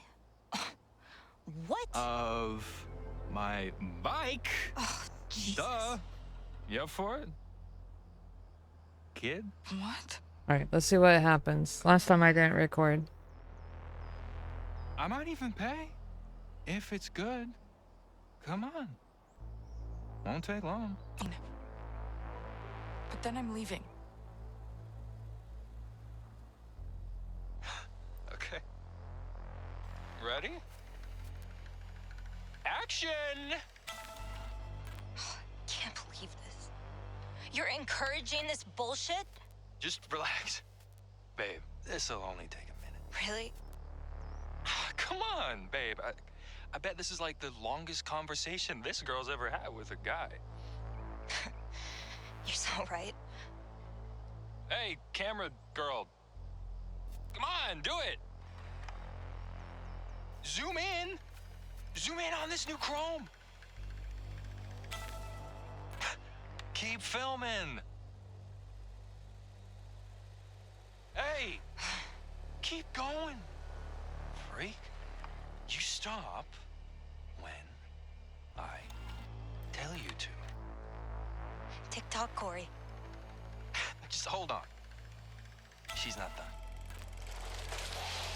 That's a good girl.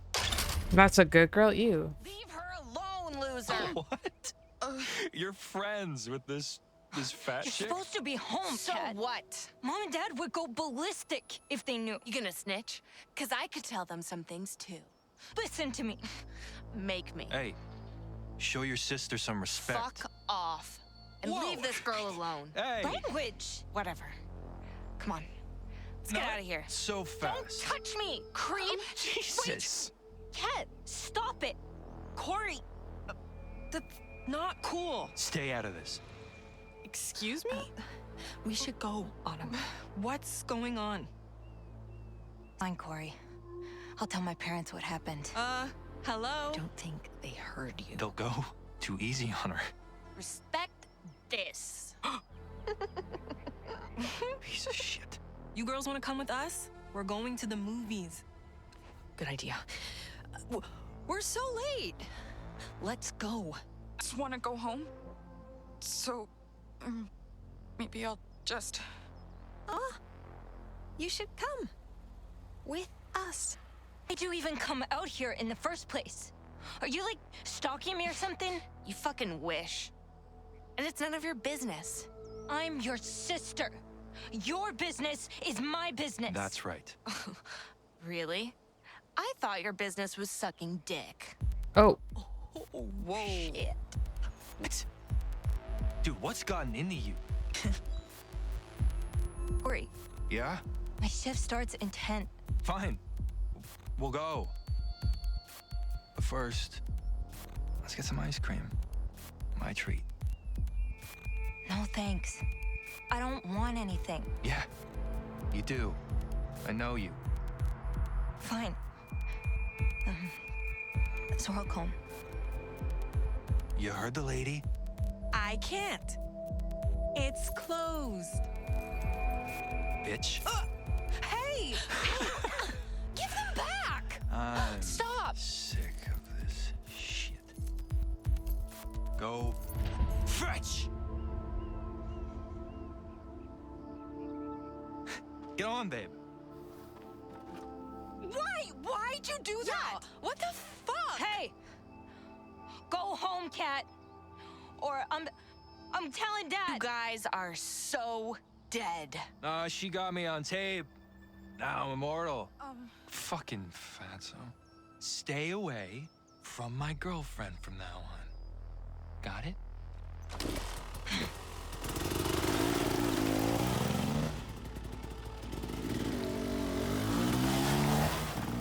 Fuck you, Corey! Fuck you!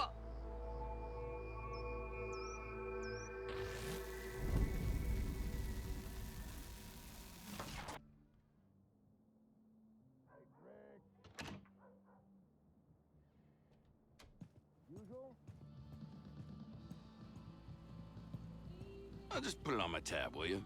You bet. Just gotta figure this darn thing out. Get over here. We've got a lot to talk about. It's you. Yep. Wow. It's me. Flip out for dating a guy like, yeah. It is. Look at you. Swan Holloway. You look exactly the same. So, still chubby and awkward? I'm picking all the ones I didn't pick. And yeah, this is rough. Just teasing you. You didn't tell anyone you'd be here, right? No. No way. Good. Listen, I know we're practically like strangers Yeah, now. we are strangers. Before you say anything, I I gotta interrupted her and said this, so I don't do that this hear time. me out. I know we're not supposed to be here, and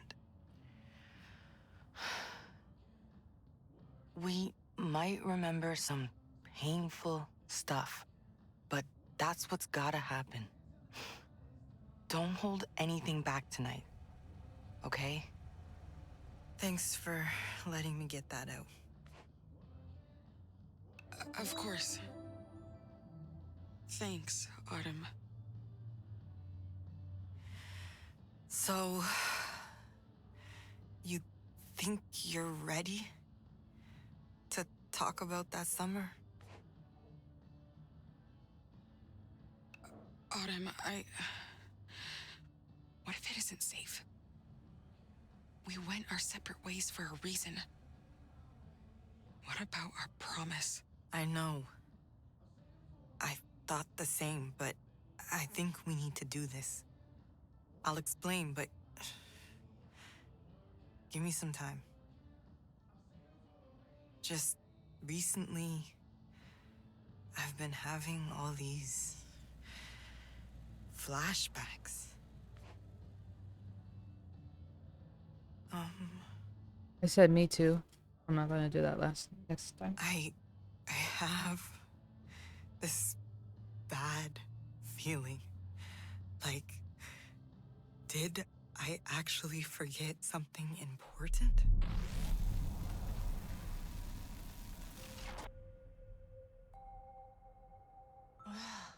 Not here.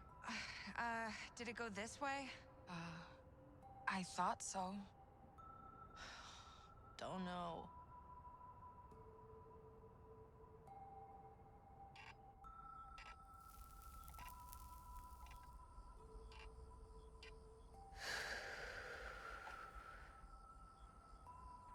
Want to smoke? Nah, I can't chill right now.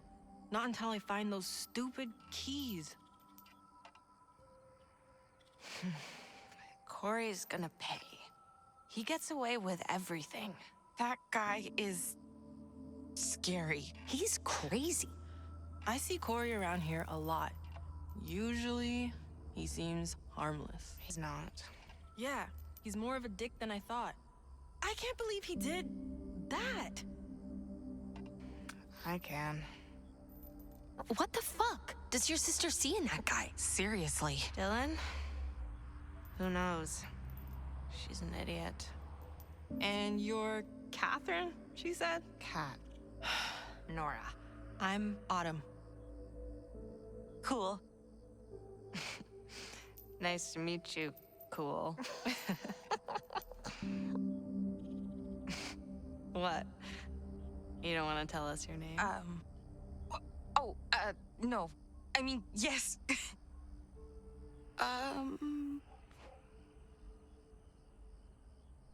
I'm Swan, like the bird, but with an extra N at the end. Swans are pretty. Cool. This so wasn't part of the plan tonight. It just sucks. Thanks for helping out. You're amazing. It felt like fate.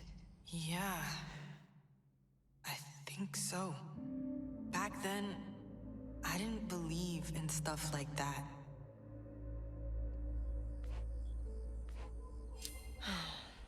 So much for the movies. Thanks for stepping in, Kat.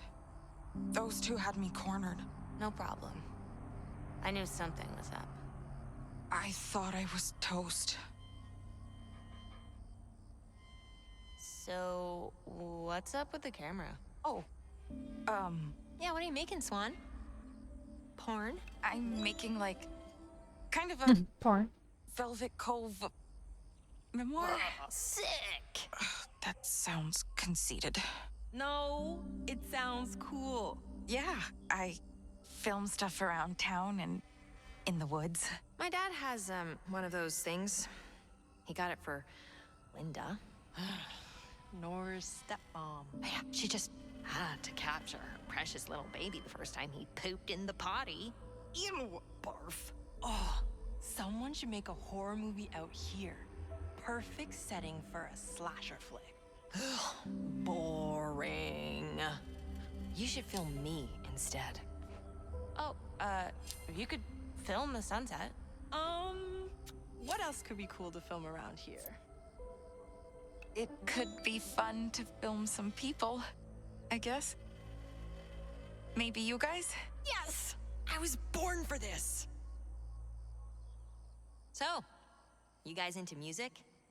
Autumn and I have a band. We play, like, punk music. We could, like, make music for your documentary or something? Okay, who's your favorite Riot Girl band? Could I maybe film you? Like, playing music? Yes! This needs to happen. Sure. Oh, man. This rules. Hey, we should start our own Riot Girl scene. Oh my god, do you know Bikini Kill? They're from, like, Seattle, right? Yeah. Aren't they so sick? There are these zines, too.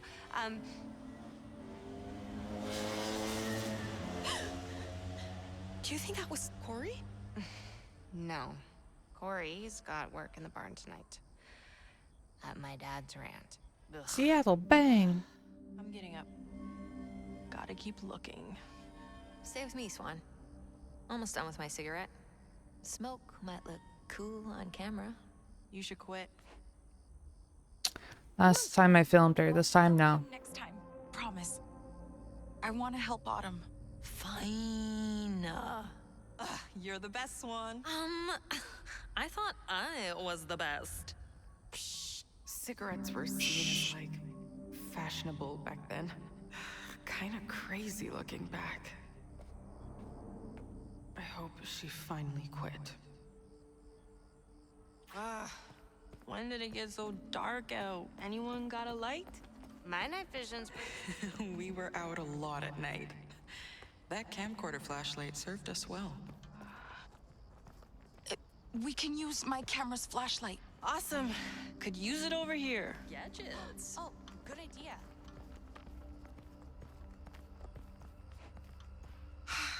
I'm so screwed. I took things so hard when I was a kid.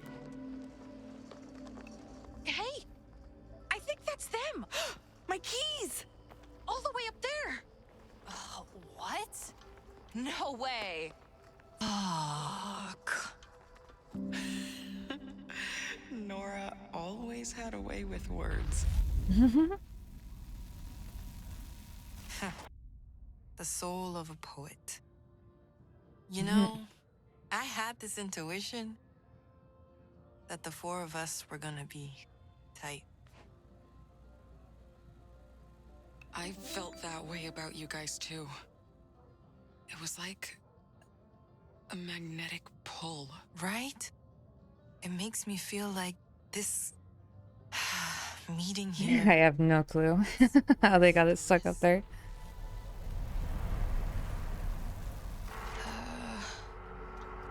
We could climb it. No way. That thing looks sketchy as hell. Yeah. It might be older than us. Jiggle it off like, a vending machine? I'm trying!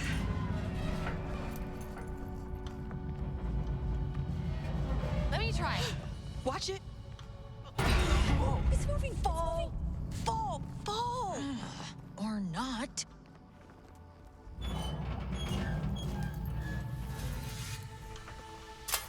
Oh no. Damn it. Shit. Maybe we can knock the keys off now?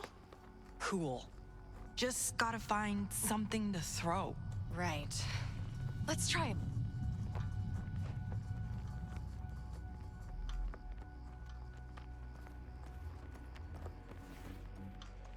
Find anything to throw at it yet?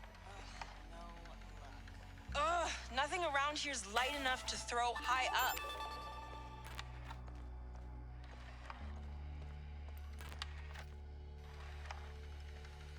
Come look back here with me. No way. Chicken?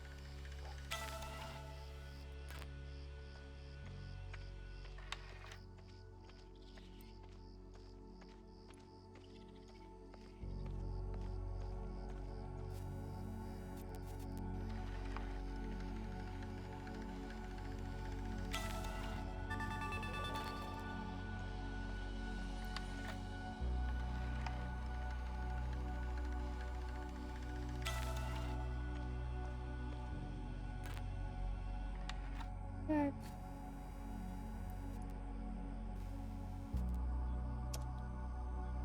Oh, oh, oh.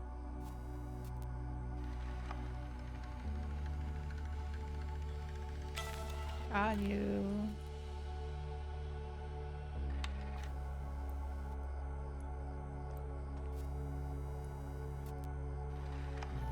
Ow.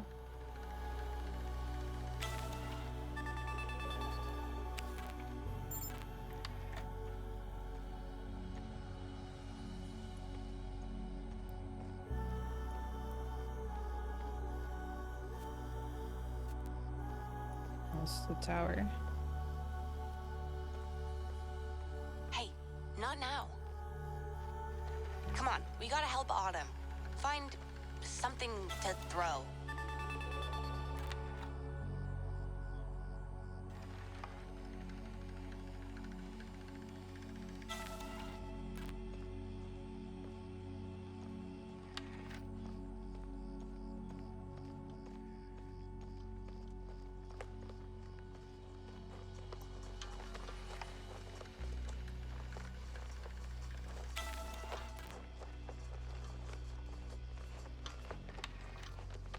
Should we cover this?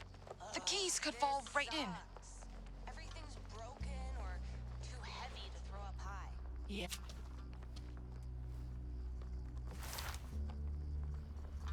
I wonder what would happen if I don't do that. Fudge. Can I move it now that I've placed it? Fudge. Last time I covered it. What happens if I don't? Ah, man.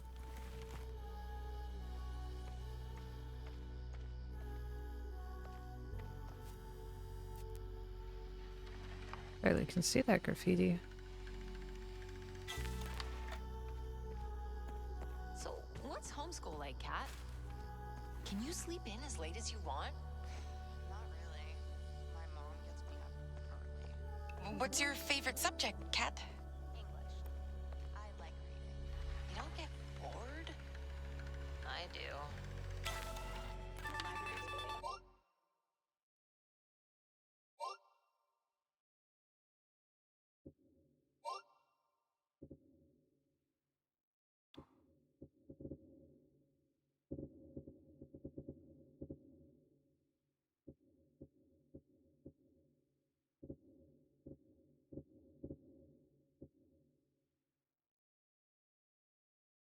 Much my favorite place. Oh, crap. That's me. What was that? Someone got a beeper? Oh, I set my watch alarm for my dad's party. Oh, crap. You can bounce if you've got to get home. It's fine. Whatever you say.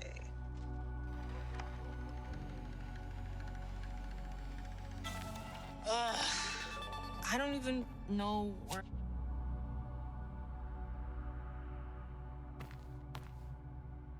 What's behind that? I was thinking we should check back there. Maybe it's my memoir. Maybe it's all the tape. Buddy system? We don't know what the box is, but maybe like Here goes. I sent it to them years later for us to meet up again. Need my light? Yeah, I'm so not trying to step on a rusty nail back here.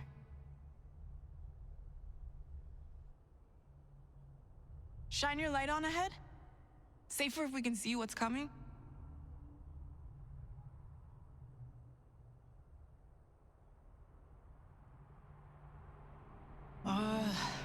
Dude, if I lose my job over this...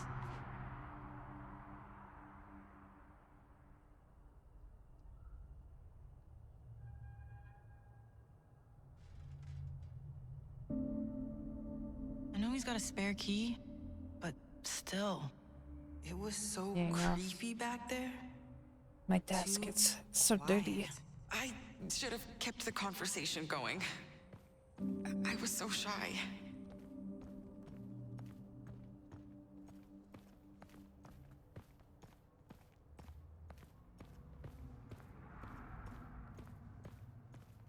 Whoa. Check this out.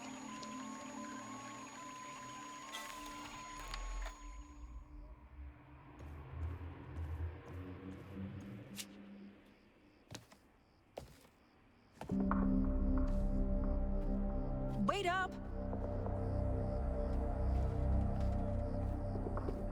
Oh shit. It's like someone's stuff. People live back here? This doesn't seem safe. Should we go back? It's okay. I don't think anyone's around. Let's just be quick. I felt bad looking through all of their stuff. Hey, how about this? Oh, yes. Score. Hey, Swan. Why did the brick go to the bar? No idea. To get plastered. That's so bad. You laughed. All right. To the keys.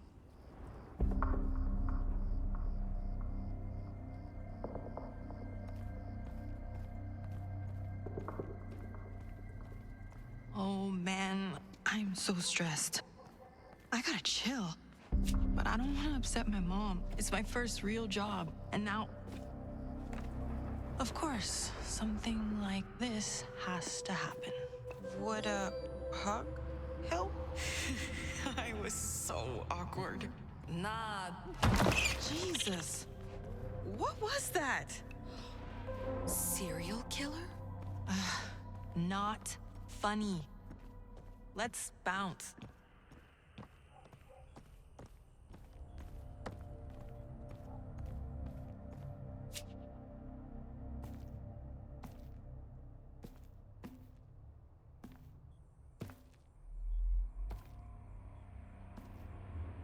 Hey, come here.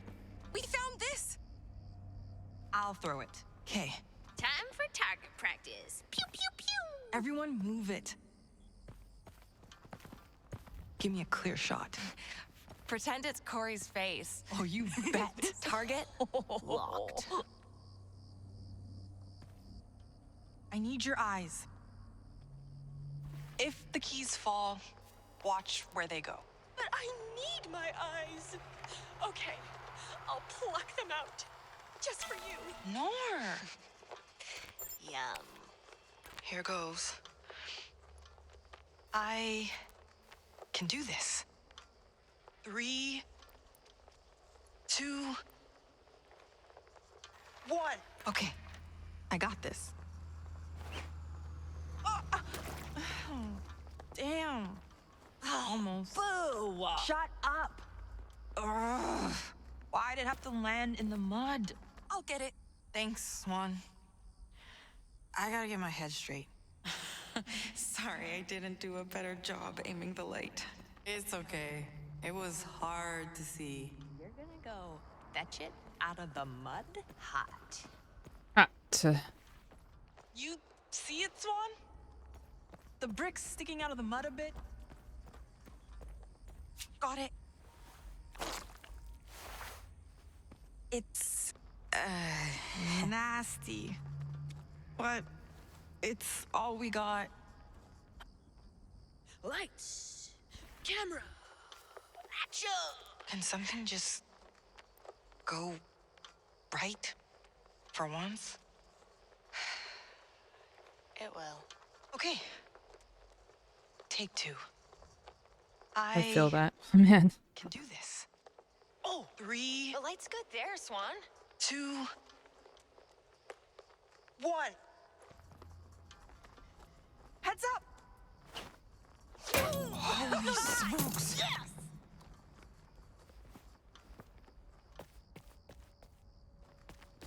Oh, bam!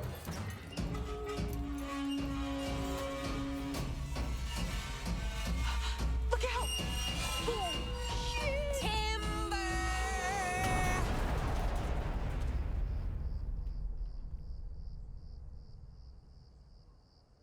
Wow. That Whoops. was awesome! Jeez, oh, Pete. Look at that thing! That's right! Don't mess with Otto! Just glad we got him. Fucking Corey. You guys did me a solid. I was really freaking out. Of course. No problem. Anything for you, princess. Whatever. Let's bounce.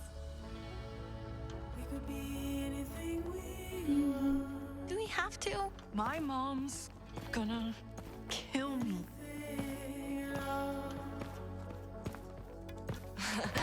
Yes. Hey, careful. Get over here. Jeez.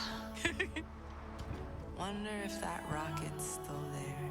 Could be.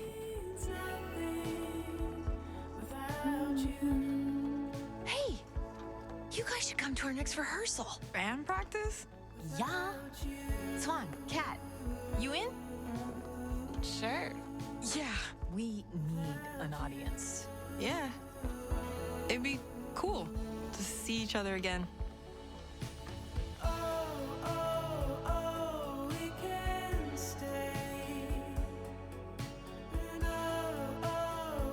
See each other again.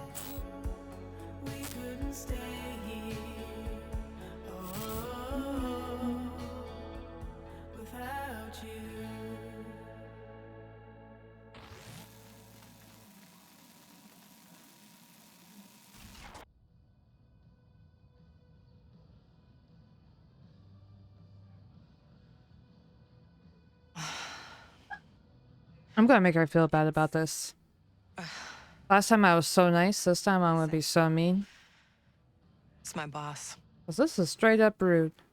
But, like I was saying, that day we met,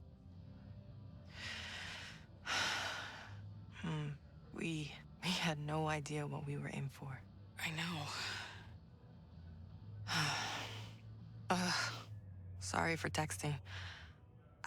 I just can't leave him hanging. It can't wait. It can't wait. Sorry. It really can't. I know I'll stress if I ignore this. One sec. Alright. I'm not getting us drinks. It's so weird being back here. Once I gave my mom a grandkid, I made her come to me. Can't say I miss this place at all.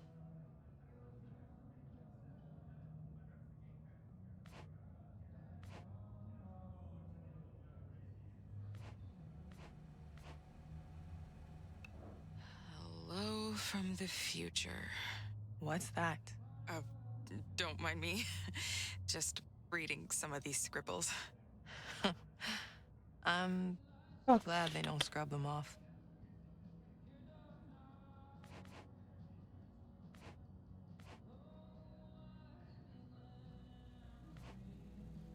Does she not stop texting until I go get us drinks? Is that what happens here? How was your drive? Just fine. The views are nice once you get off the highway.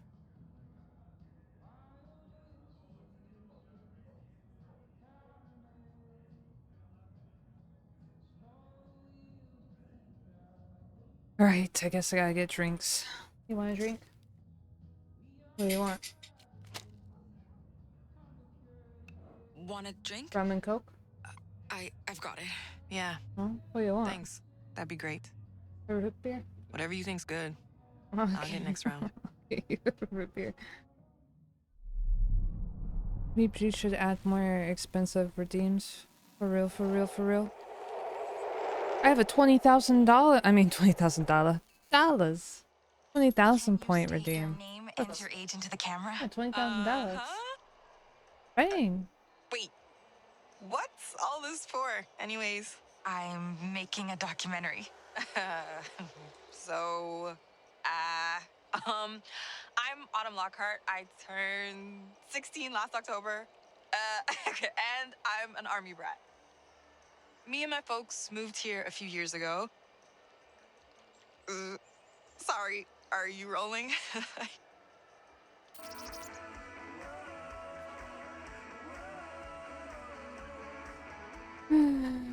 So, what's next? What makes you happy? Skateboard? Sleep? Drink pop? Oh, I love video games. I'm saving up for this new fighting one. I crush Nora every time.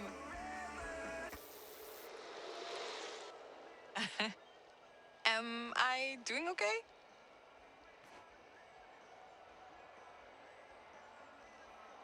Don't worry. I'll edit out any mistakes. Are you hoping I'll do something weird so you can send it to Wackiest Home Videos? No, this is serious. Cool. I like that you're not always goofing around.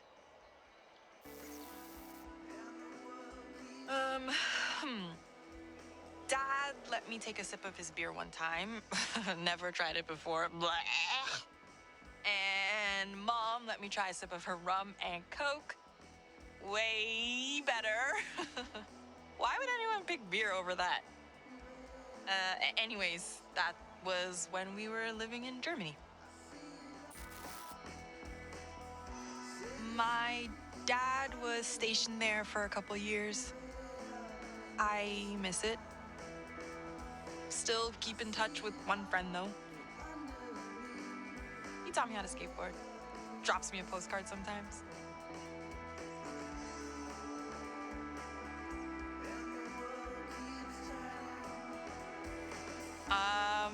Anything else you want to know?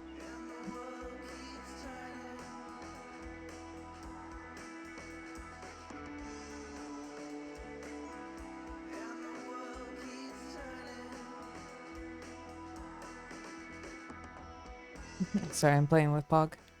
What was it like being the new kid? You know, when you moved here? Sucked. You'd think I'd be used to changing schools. But This place was the worst. Until I met Nora. Nora's the first person who really tried to get to know me. We're both kind of social outcasts, I guess. But I'd rather be friends with her than any of the popular kids.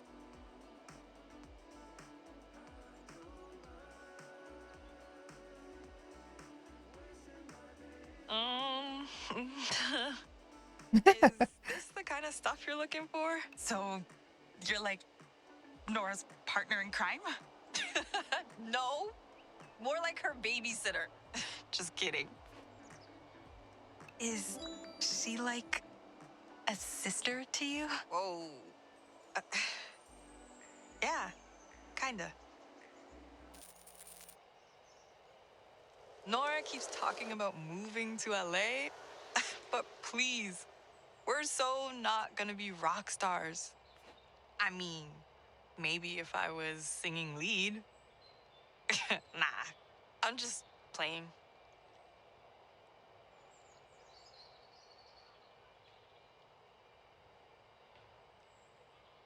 Anything else?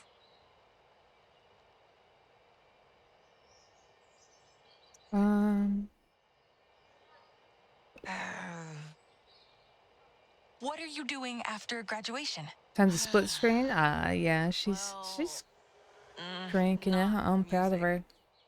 I just want to get into a good college somewhere. Anywhere. I want to do something that matters. And hopefully, I get out of this town, you know?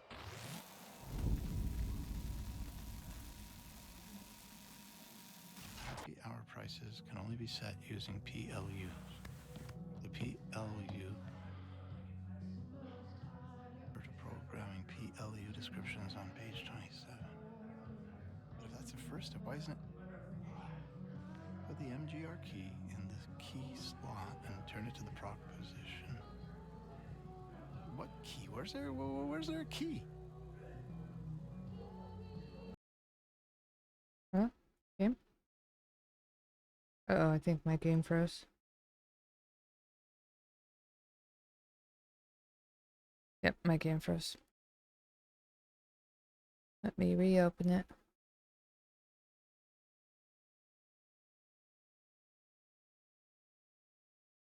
Yeah, it's new. It just came out like a few weeks ago.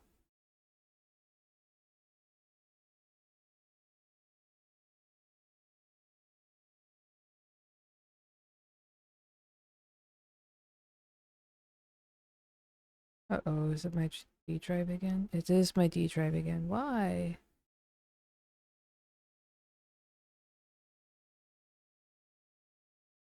That's crazy.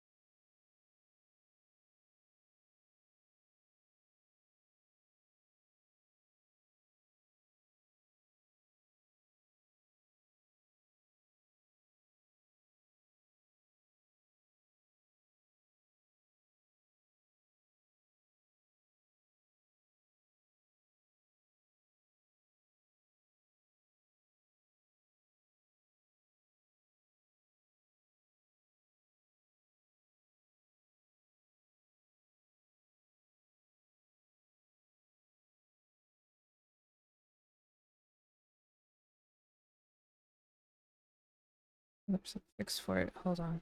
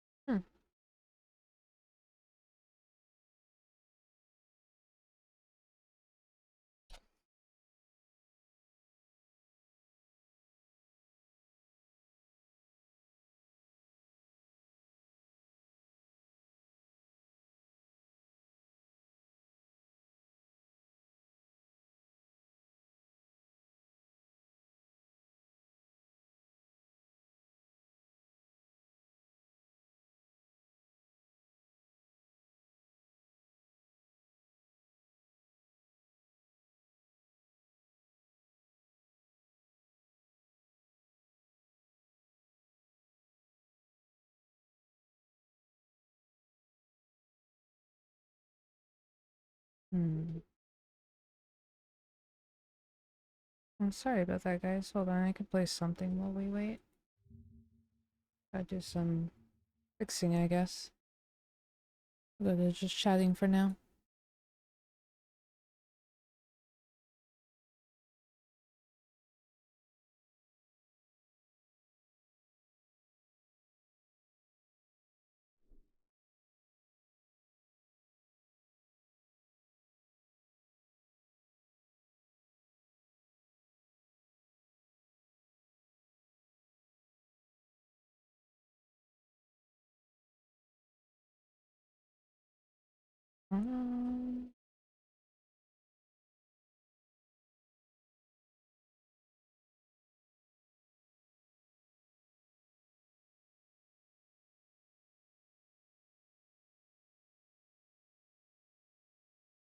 Okay, videos.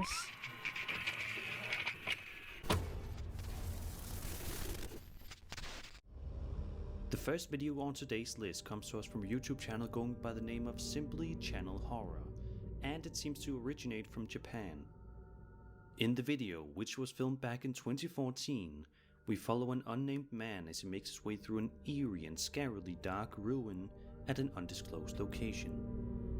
For the first little while, he doesn't really seem to find My anything disk he can drive focus. just crashed for some But reason. I'm as you can gonna probably look up how to expect, this all make sure it changes doesn't towards happen. the This end is the of his second visit. time today. While exploring one room that actually has a little bit of light in it, the channel owner pans his camera across the room and continues his investigation. But little did he know that he already captured something terrible that specializes in uploading fascinating videos relating to various different paranormal investigations, abandoned building explorations, and more. While lots of their videos are highly entertaining, the best of them all is without a doubt a recent video in which the crew explores the West Virginia Penitentiary. Throughout the course of the video, we see just how run down and eerie the place is.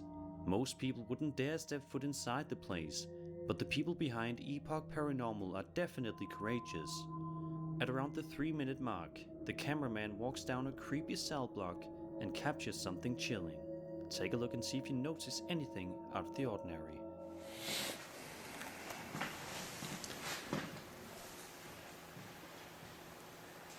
It looked like there was a person there.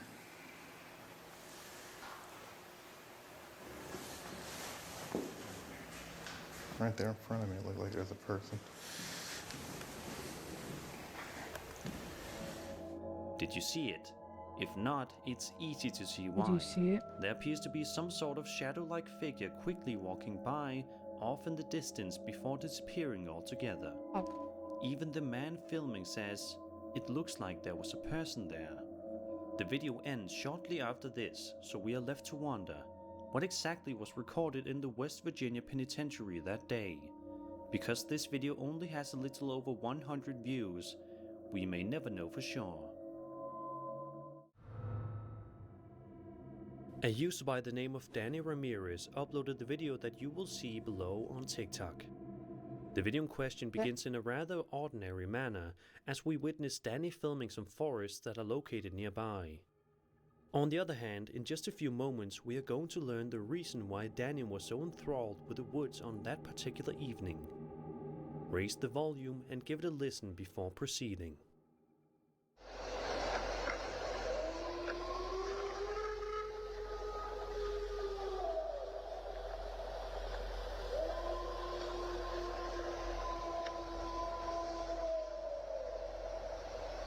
What the absolute heck is it?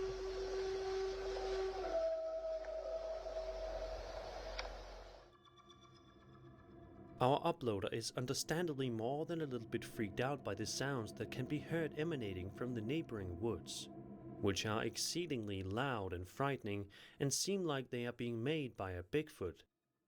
There is of course no way to know How do for you certain know? Yeah. whether or not these noises were indeed produced by a Bigfoot or something much less ominous. Some people suggest it could perhaps be wolves. In either case, it provokes thought, and that much is certain. The following video was published to TikTok by a woman who goes by the username of Savannah Vibes, and actually starts off relatively cute and wholesome, before taking a seriously dark turn. In the footage, we watch Savannah's young daughter playing around with a plush toy on the ground. A kid simply being a kid and having the time of their life. It's hard not to watch this video and smile, at least at first, that is. As the little girl sits on the ground playing with the plush, something strange and frightening happens right before her eyes without her even actually noticing anything. Take a look at this and see if you notice anything out of the ordinary.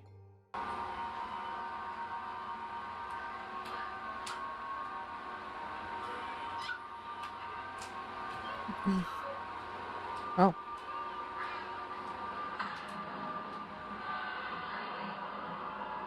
How's Mute doing? I'm doing alright. Did you see it?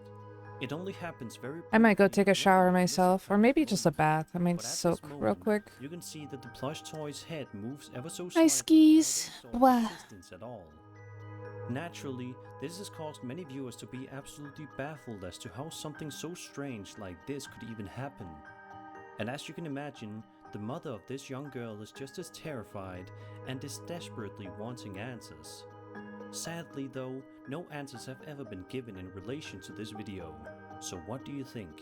How did this plush's head move all by itself? Was there some strange ghost possessing the doll? Was this something far less sinister? Let's hope for the latter. A Swedish TikTok user known as Den Fisken posted a video to his account on January 22nd, which sees him wandering around a forest all by himself in the middle of the night. While he's shown trying to fix up a chainsaw, likely as part of a job in forestry, he suddenly hears something incredibly strange and eerily nearby that causes him to stop dead in his tracks in complete terror. Take a look and have a listen.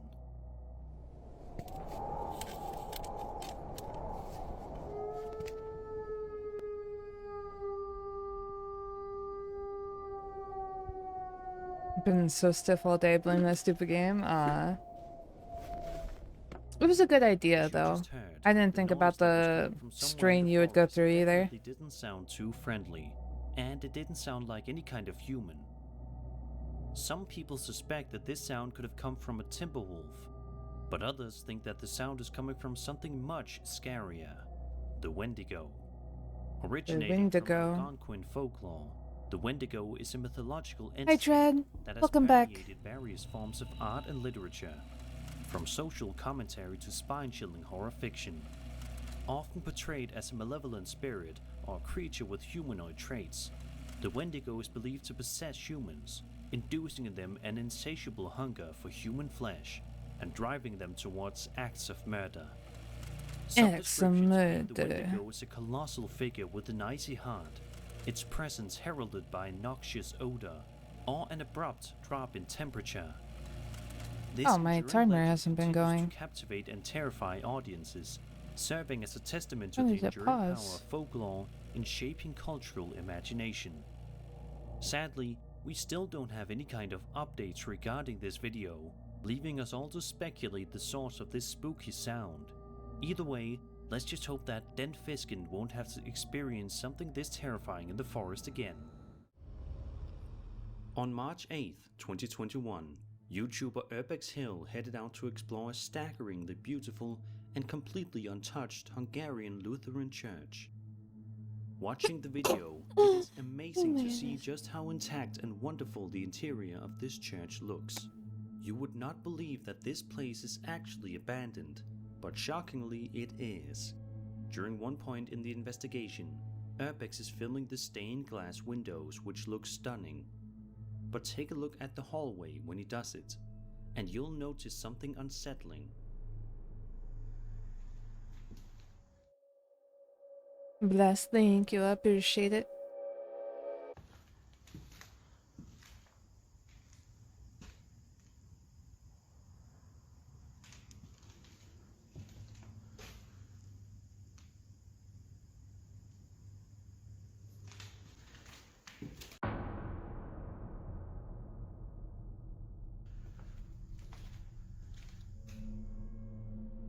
Later on, right before he's about to head up a staircase, Urbex hears some things that garners his attention.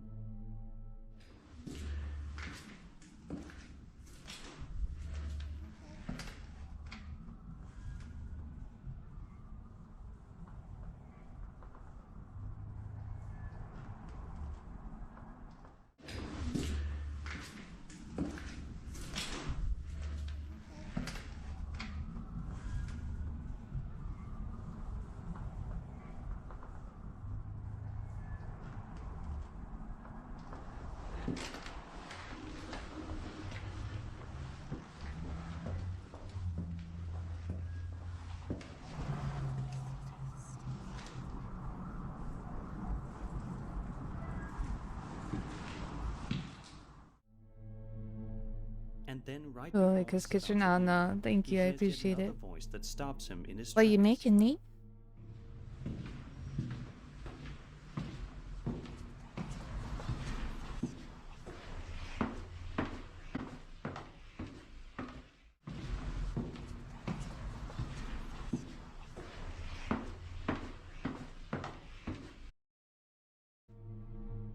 If you are interested in checking out Urbex's full video, I highly recommend to do so.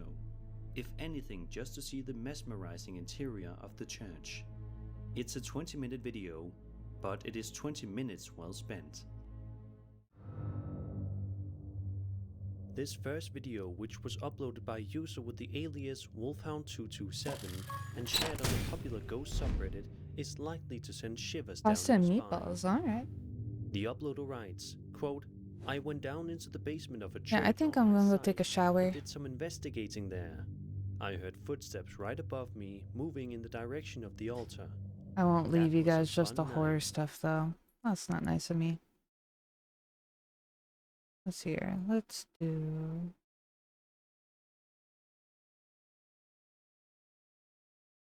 Ramen hacks? You guys want some ramen hacks? Executioner, yeah.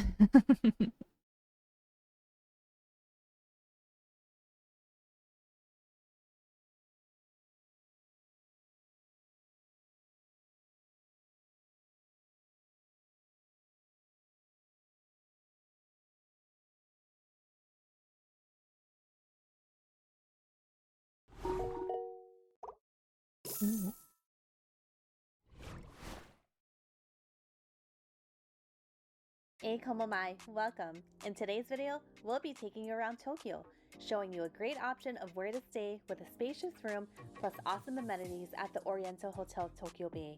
What you can find at Ikspiari, which we think of as Tokyo's Disney Springs, and a full tour of an absolute must-do, Team Lab Borderless. Is it better than Team After I Lab Planet? resumed We'll it, take let's you through pause it. and let you decide. I'll be back. Let's I'm gonna get go started. take. Going to be checking into the Oriental Hotel Tokyo Bay. This was a family-friendly hotel that had some larger rooms, perfect for what we were looking for. So we're gonna check in, take a look, show you guys around, so you can decide this is somewhere you'd want to stay. It's perfect because as you can see, the train station's right there. Aeon Mall, it's just like a minute away. Super convenient, one stop over from Disney, Maihama Station.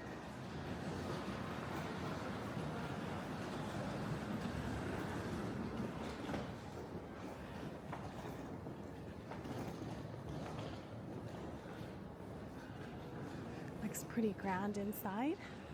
We stayed next door at the Brighton Urayasu in the past. That's a pretty great hotel. See this one. Let's check out the welcome lounge items. It's a really nice little area that you can sit and relax. We're waiting to check in, but we are welcome to use this every day that it is available.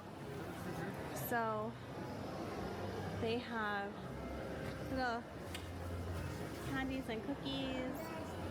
Looks like a cotton candy machine. It's very cute. They have a variety of drinks, including some alcoholic beverages, wine, sparkling wine, beers, coffee, a frozen grape drink. They have, Fanta melon, which, not a soda drinker, but I love that. They have melon Fanta.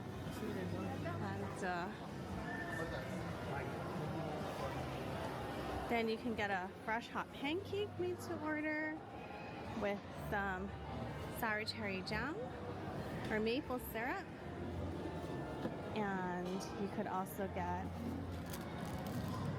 ice cream in here. Ice cream in the puff. So it looks like cream puff ice cream. Take a look at that there. And it's like a make your own candy bar with candies and cookies. This looks like a kid's dream come true. and there's 4 of them available. This is definitely a family-friendly hotel. You can even make in a little bag to go, it looks like. A very family-friendly hotel.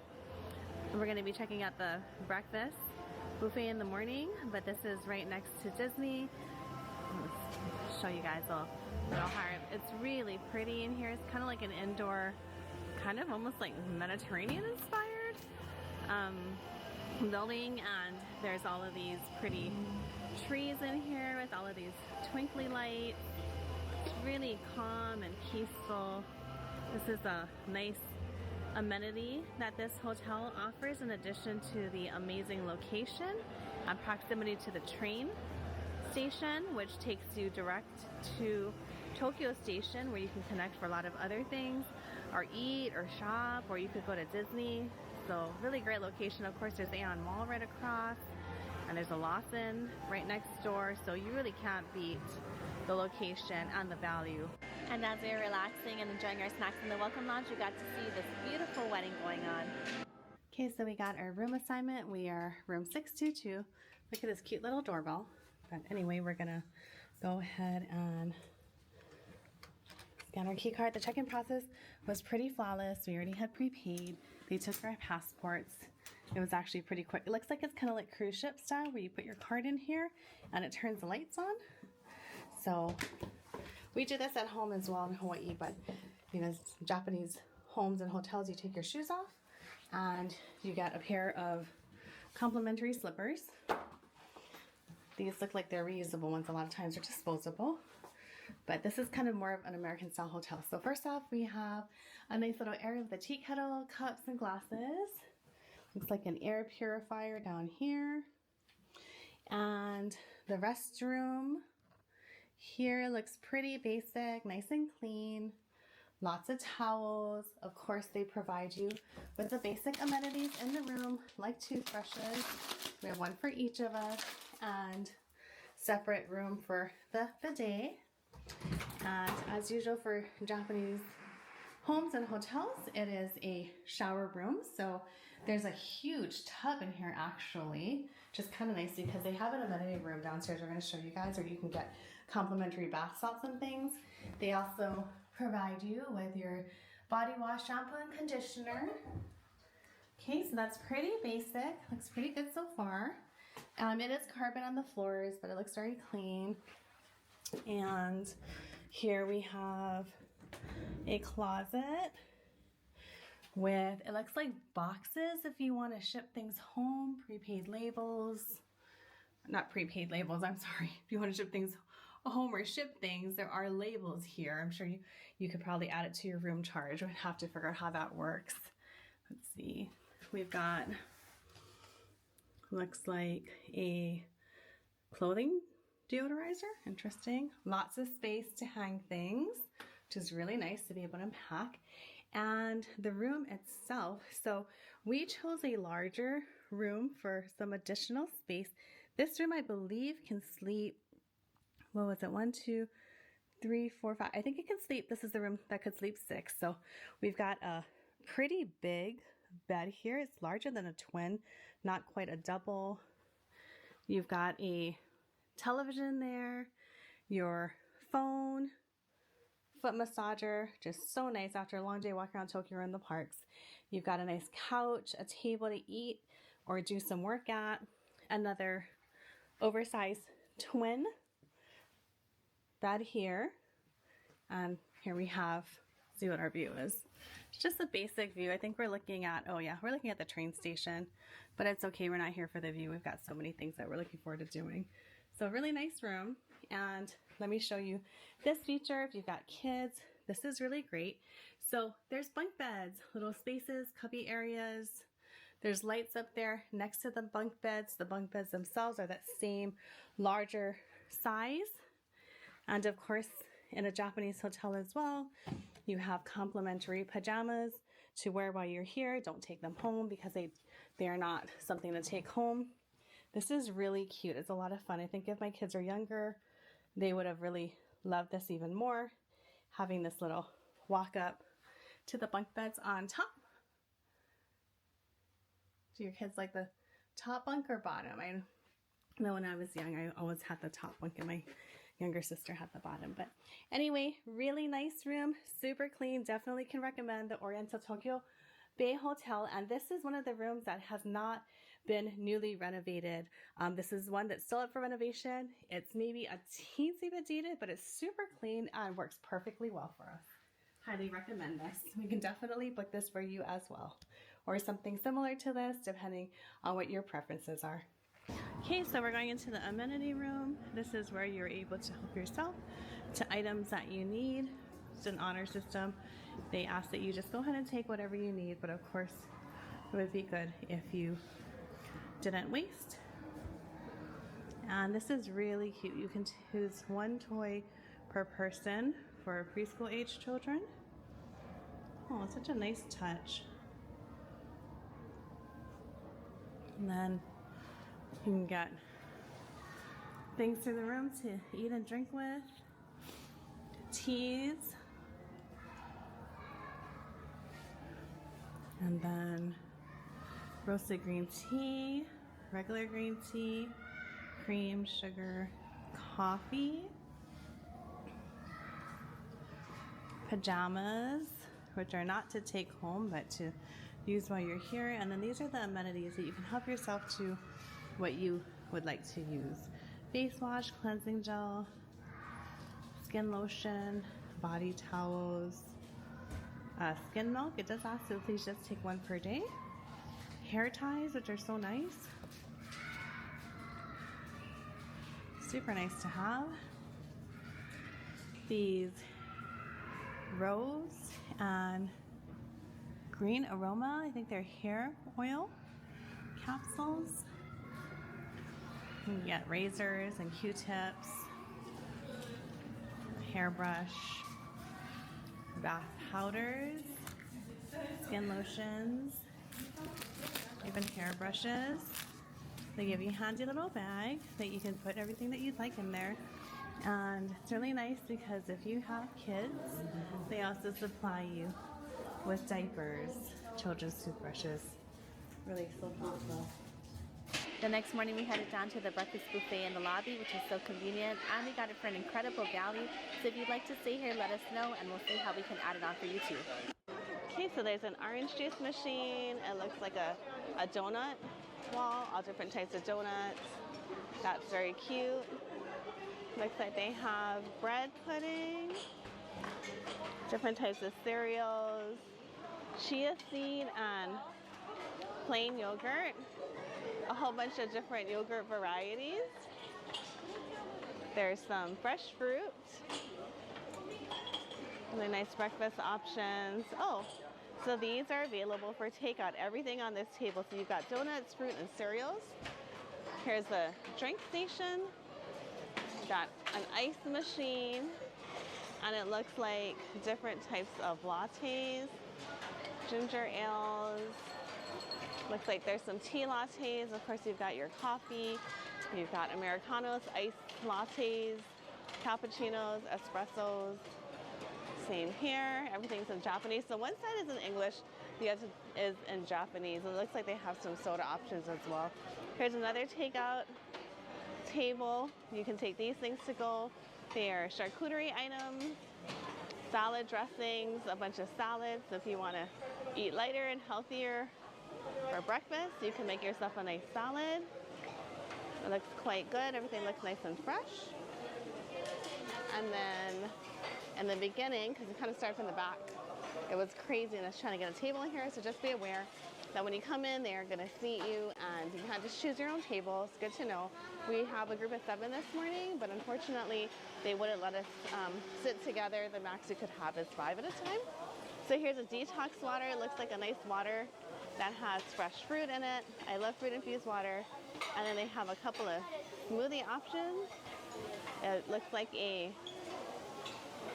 berry smoothie here.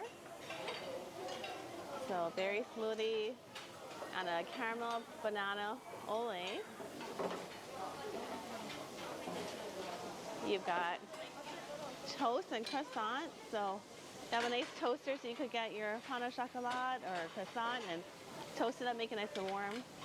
Oh, this actually looks good. This is Hokkaido with butter. Hokkaido's known for having really good dairy products.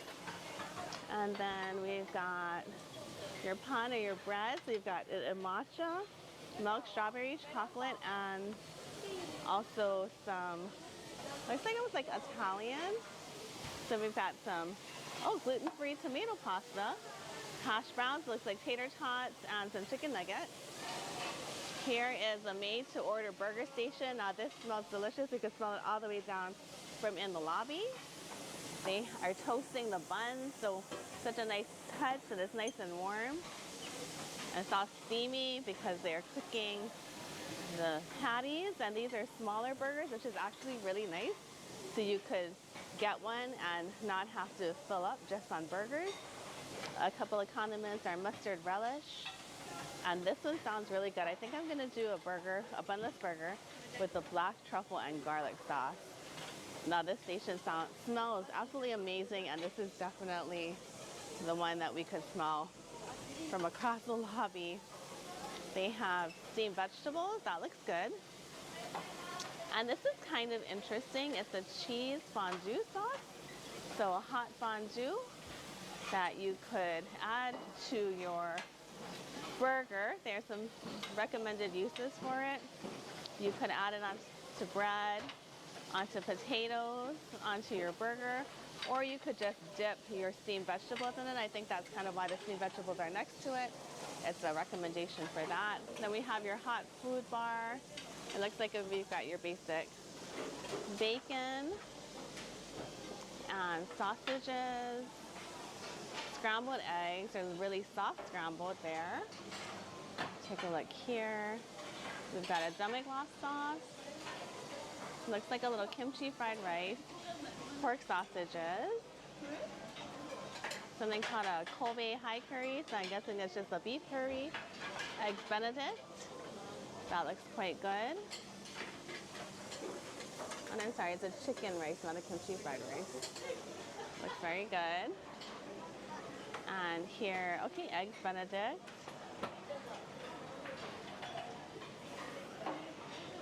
There is also meat suckling. And then you have your dim sum containers. So soy sauce and mustard, and it looks like it's pork dumplings. So that'll be good, some dim sum here in the morning. We used to love to do dim sum for brunch a long time ago down in Legends in Chinatown, and now we go to Waikiki. They have a Iochirashi sushi, but that looks very popular because it's empty. Let's put this down a little. Yeah, it's like a nice hot, keeps it nice and warm. But unfortunately, hopefully they refill that because I'd love to come back for some of that. And then you have your soup, the sardine fish ball miso soup and a sweet corn soup. So here's an assortment of items for breakfast. And then we've got one last station. This is a very large buffet. And prepaying it, we got an amazing deal on it. So I think we paid about $10 a person, which is really fantastic. This looks like the Japanese food station. So let's take a look. It's so hard to see. There's so many people. So you've got all of your condiments. You've got shichimi, which is like a pepper, raw egg, salt, bonito seaweed, and salt kelp. And then you've got all of your sauces here. Your soy sauces, low salt, all different types of options. Tamago, seasoned cod roll, baby sardines. Here we've got some nice hot rice, fresh rice.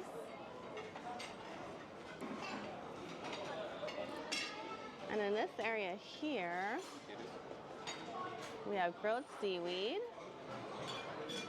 and some salted plum vegetables. Simmered mackerel with a miso flavor. Looks like it's kind of like a miso butterfish. Some grilled fish paste, clams and soy sauce. So this is definitely the Japanese breakfast table.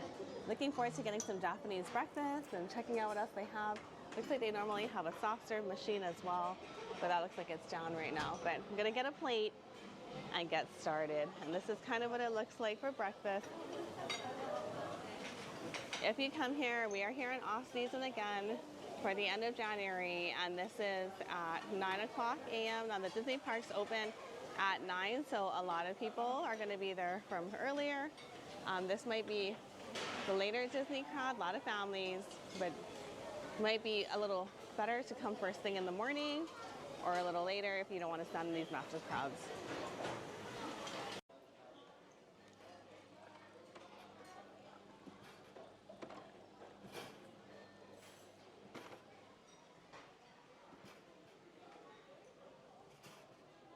Okay, so this is really neat. This is a mocktail station, so we're gonna see what they have available. I'm gonna try to see if I can change this language to English. My Japanese is not very good. Okay, so I think I'm going, okay, there we go, we got it. So I think I'm gonna try the, let's see here.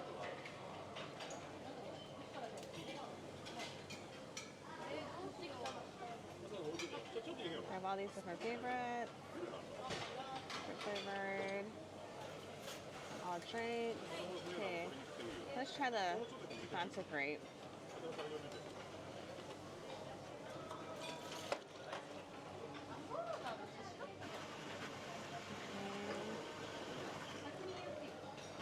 I'm gonna go back, and I'm gonna mix that with a little bit of oolong tea. Let's just see how that goes. So I guess it's just, you get a couple of different, oh, thank you. You get a couple of different drink options and you blend them together. So that's what this machine is for. So we're gonna get an oolong tea with some Fanta grape in it. And I think I'm also going to have a little bit of coffee here. So let's get a cup. Put it on under there, and then let's go for an Americano.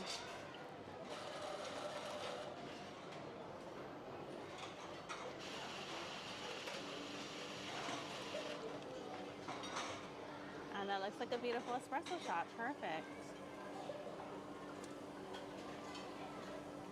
Americano looks kind of like they're giving me like maybe some Lungo shots, but it's actually really beautiful and it's nice and frothy. A lot like my espresso at home. So now we can sit down and try the food. Okay, so something else that we learned was that they stopped serving food at 9:30 and the buffet closes, or the restaurant closes at 10. So we're at 9:20, so we're gonna go ahead and try some of these things. So we got the burger with some mustard relish and that demi-glace. And then some hash browns. I wanted to try the gluten-free tomato pasta. I'm gonna try this eggs Benedict, take the waffle off so that I can just have the poached egg on there. And it looks like it's with some smoked salmon, of course some traditional miso soup, tamago. I'm gonna peel the wrapper of that shumai and try the fish here, the miso fish. And we have some cod roast, some ume, and some Japanese pickles. And then this unagi chirashi rice, which looked really good. It was really popular, but they refilled it right before I got there, which is nice. And then I love how they do eggs here. This is like my favorite way to eat eggs. They're very runny and soft. And then we've got some bacon and sausage. So we'll taste everything, let you guys know how it is. Okay, so we're gonna start with these soft scrambled eggs that look really delicious. Hawaii, of course, has like an egg shortage right now, so this is a treat to be able to have eggs. Okay, they're really, really creamy and good. If you don't like raw eggs, this is like really close to raw, so I wouldn't get them. They're actually really good on hot rice and miso soup, so that's another way that I love to eat this. So all of my bonito and seaweed on there as well.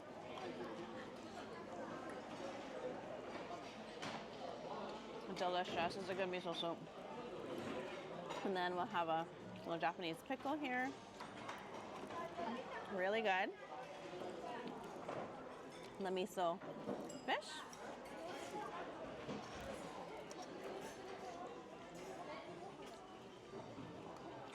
Not a strong miso flavor, but it is good. And then a piece of tamago. I'm gonna try the tamago with the io chirashi rice here. And I did put some black pepper on there. Let's take a bite. Mmm. This is really good. I can see why that huge pot of chirashi rice got cleaned out and why they had to refill it. It's very good, and I would definitely add the black pepper. It adds a lot of flavor. And then we're gonna head over to this burger here and take the one off there, see if someone else wants it on my table.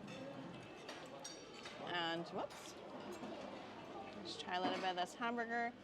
We haven't had the best luck with good burgers here in Japan so far, but I don't know, maybe we're just spoiled. But let's go ahead and try this one. So that garlic truffle sauce. Mmm. I can smell the truffle as soon as I picked it up off my fork. The burger's perfectly cooked. It was fresh made, really good. Definitely the best burger I've had here in Japan. And let's try the fresh orange juice. Oh, so good. Such a treat.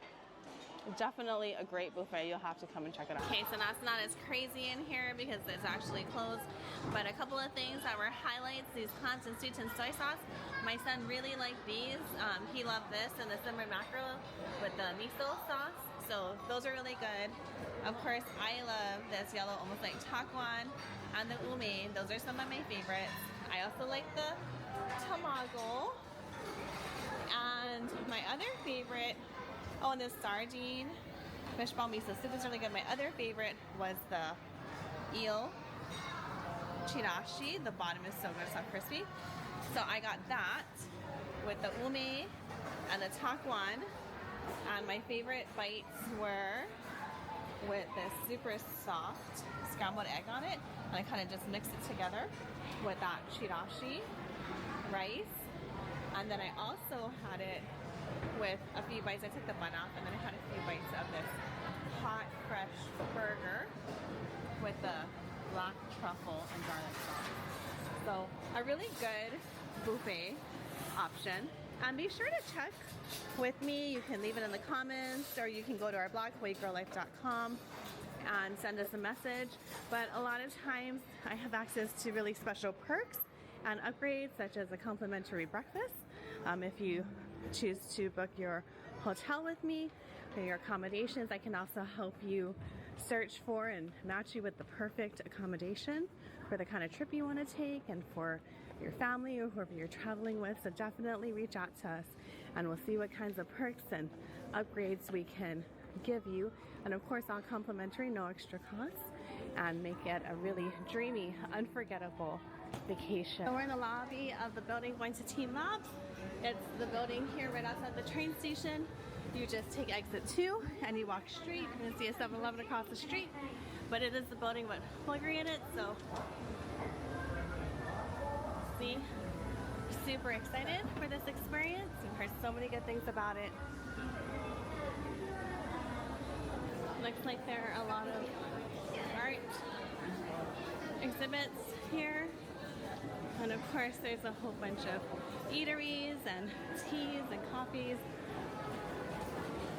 You'll never go hungry here in Japan, but we are here for the Team Labs Borderless experience.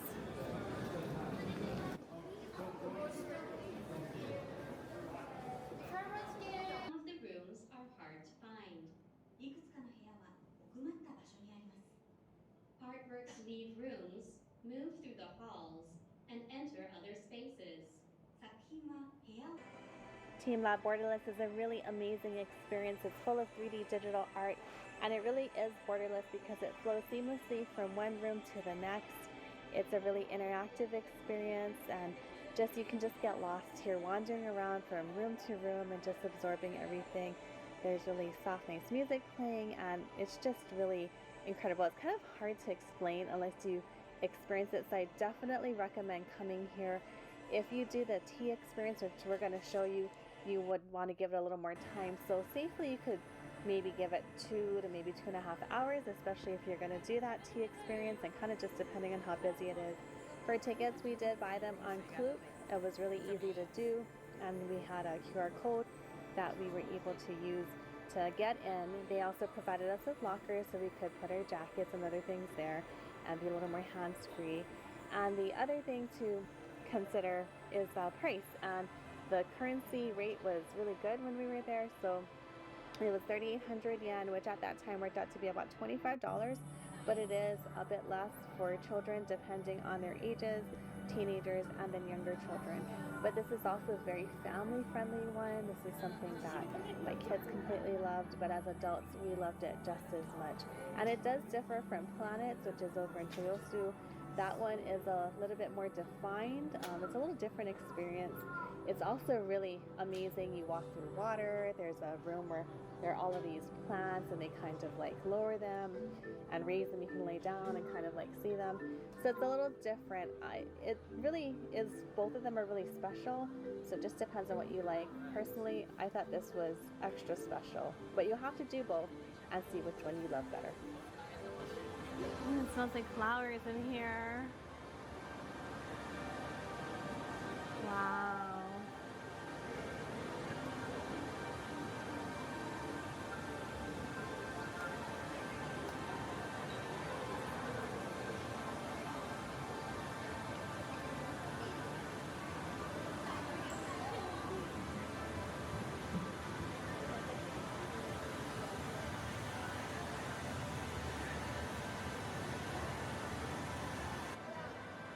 So as you can see, the art in the rooms do change, so you could just sit here for quite a while and you'll see different types of art come up.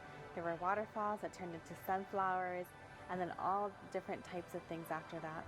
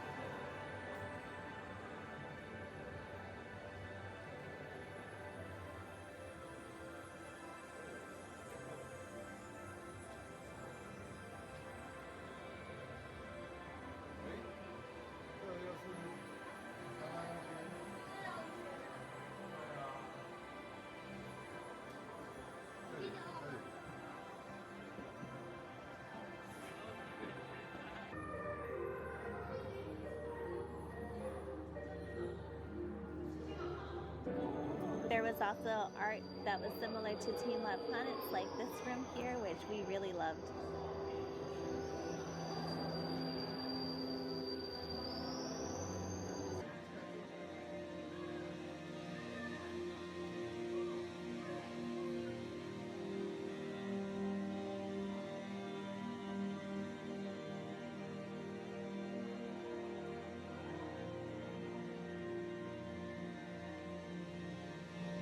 I thought this room was pretty fascinating. It was one of my favorites.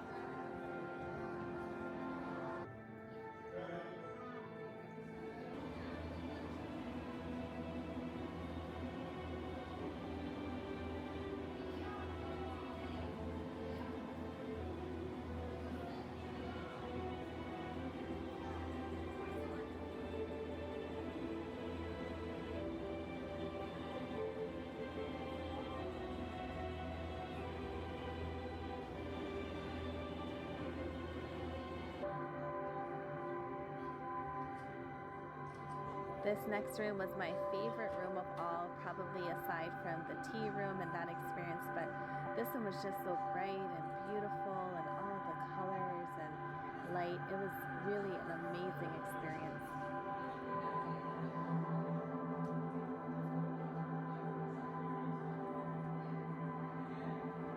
This next room, the tea room, was something really special. They didn't have it when we did Team Lab Planets previously, so this is something unique to the Borderless experience. We had a choice of different teas. We chose to get the frozen matcha coconut sorbet with the tea, and with that tea we got the green tea lemongrass rice milk latte, and then my husband got the frozen yuzu matcha sorbet, and that came with a choice of tea as well, and he got the cold brew yuzu green tea. They were both really delicious, and it was really nice to have that option of a non-dairy sorbet and a non-dairy milk in the tea. It was so fun to see the flowers blooming and all of the butterflies. And just to give you an idea of price, the tea with the sorbet was 1,300 yen. At the time that we were there with the conversion, it worked out to be about $8.65 USD.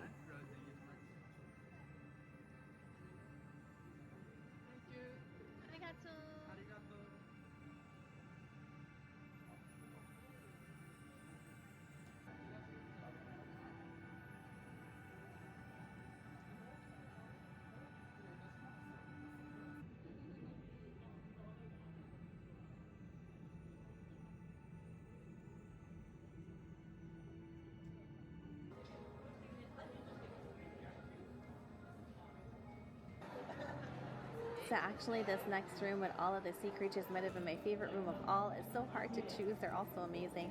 But you select a drawing or an outline of a sea creature that you'd like to do, and you color it in, and you can do any design that you'd like.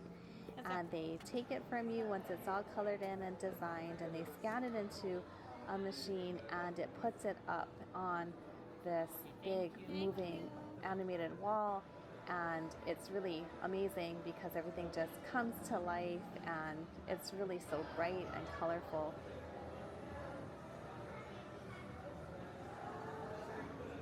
How beautiful it is in this area. I love all of the twinkly lights. So pretty. Wow. Looks like a nice shopping street. Azabudai Hills, with a nice view of Tokyo Tower off in the distance. We stopped off at Ikspiari, but along the way we saw these really great themed Disney vending machines at the train station, which is pretty cool. Ikspiari is a great place to stop if you're staying in the Tokyo Disney hotel area. If you want to get something to eat that's outside of what the parks has, or maybe something that's at the hotel, this is a really good one. It's a really big, bright, clean area to shop and dine at. They have a lot of your chain restaurants like Outback Steakhouse. They even have a Kuaina, which is a burger place in Hawaii. But they had a food court as well if you wanted something quick, and some interesting restaurants like a shabu shabu place. They had a Brazilian steakhouse, so really something for everybody. And they had really good shopping as well, so a bunch of stores and boutiques that you could go to. You really could get anything that you're looking for, and they had a really big Disney store that we were excited to check out. They had a Daiso as well, so we got some warm gloves from there too. So just a nice resource. Again, if you're staying in this Tokyo Disney resort area, come down and check out Ikspiari. We kind of think of it as like the Disney Springs in Orlando, or like downtown Disney for Anaheim. One thing that we did notice about this big Disney store in here is that they had a lot of merchandise that was unique to this store that we didn't see in the parks. That's pretty cool. They also had some different special offers, and again some merchandise that was limited that you could only find there. When we were there, they had also started to bring out their Sakura line of plushies and things, so that was really neat to see. So this is definitely a good one to go and check out, because you might think that you found everything that there was that was really special in the park, but there were definitely some special things here, and they had a huge amount of sale items as well. I don't know if this is just the time of year that we were here, or if they do this all the time, but there were definitely some really great deals to get.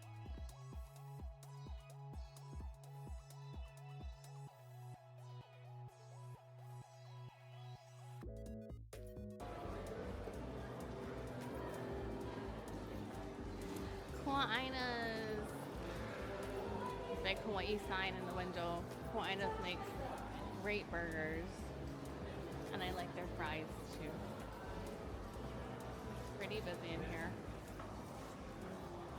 I love their thick slice of grilled onion as well. So cute to have an Aloha on there. And of course I have Kona Brewing Company.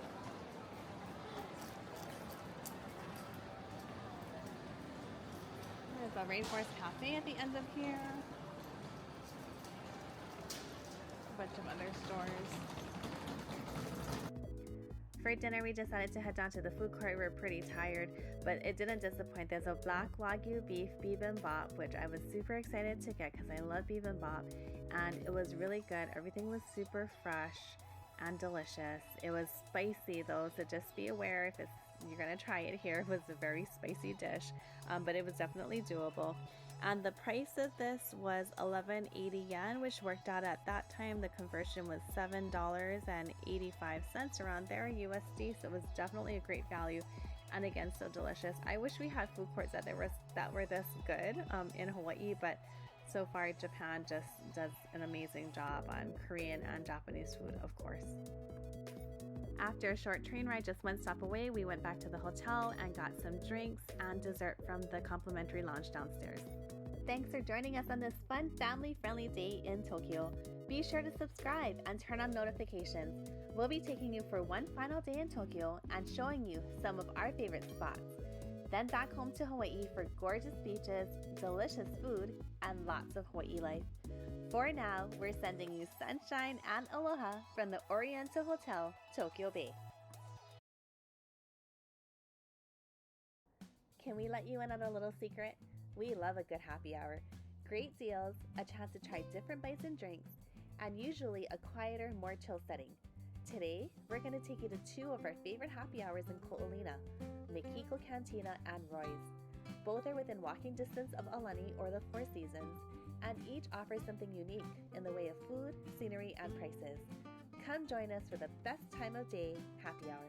We have the train here that starts in Aba Beach and comes out here to Ko'olina. It would be fun to ride that train one day. I know that before they used to give a little coupon for ice cream at the end. Not sure if they still do that, but it's a fun experience if you're here.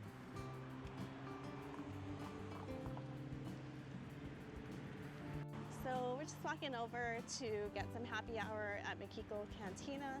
It's a beautiful walk. Nice to see all this greenery. Across the street is where there are a lot of food options. You've got Starbucks, Monkey Pod, Island Country Markets where we got breakfast from this morning, and a whole bunch of really cool shops, and then a little area again called Mexico Cantina that does a nice little happy hour, really casual, since we just threw some cover-ups over our swim clothes. A couple of little boutiques if you needed some clothes or a swimsuit, Bikini Bird. You do have to pay for parking in here, so just be careful to make sure that you follow the instructions because they will write you a ticket. Island Country Market in there. Great place to get some groceries, drinks, anything that you might need when you're staying out here, plus some ready-made food. And then there's Eggs and Things here, which is a good spot for breakfast. Mahina, crazy shirts, clothing boutiques. And here we are, we're gonna stop by Mexico Cantina and get a little happy hour.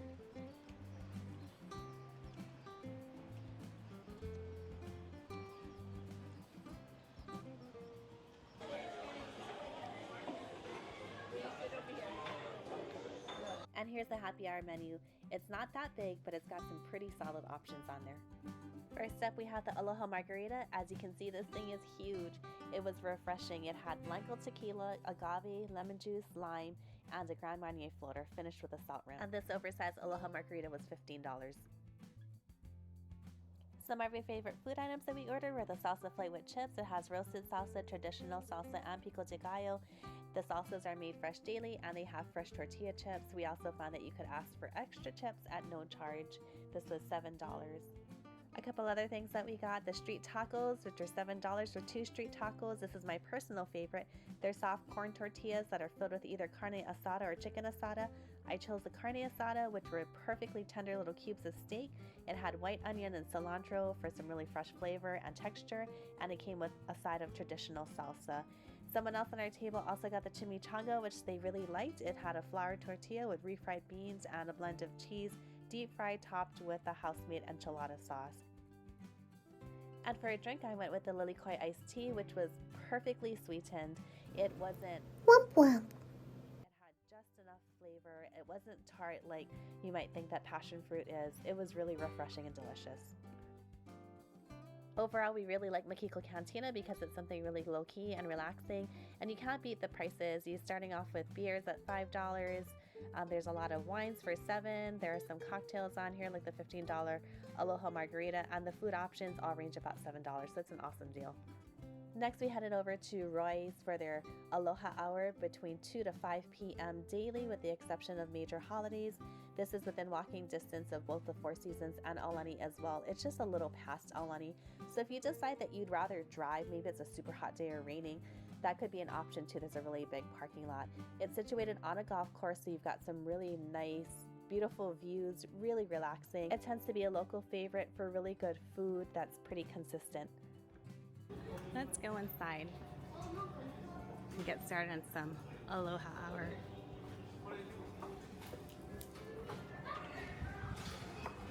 Okay, so we've got a nice bar area here. Of course, that view of the golfers there.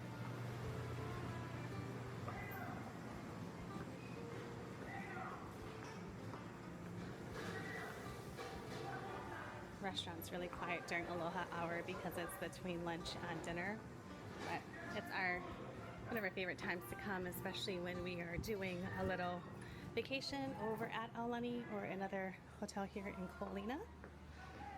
And our preference is to sit out in the patio. It's not too hot, so it's a really nice day for it. It's got a gorgeous view. Show you some of these swans out here. They have black swans, which are so cool. Of course, we get to watch the golfers, as we talked about earlier. But let's go ahead and take a look at the waterfall feature. There's a bar out here too. But here we go.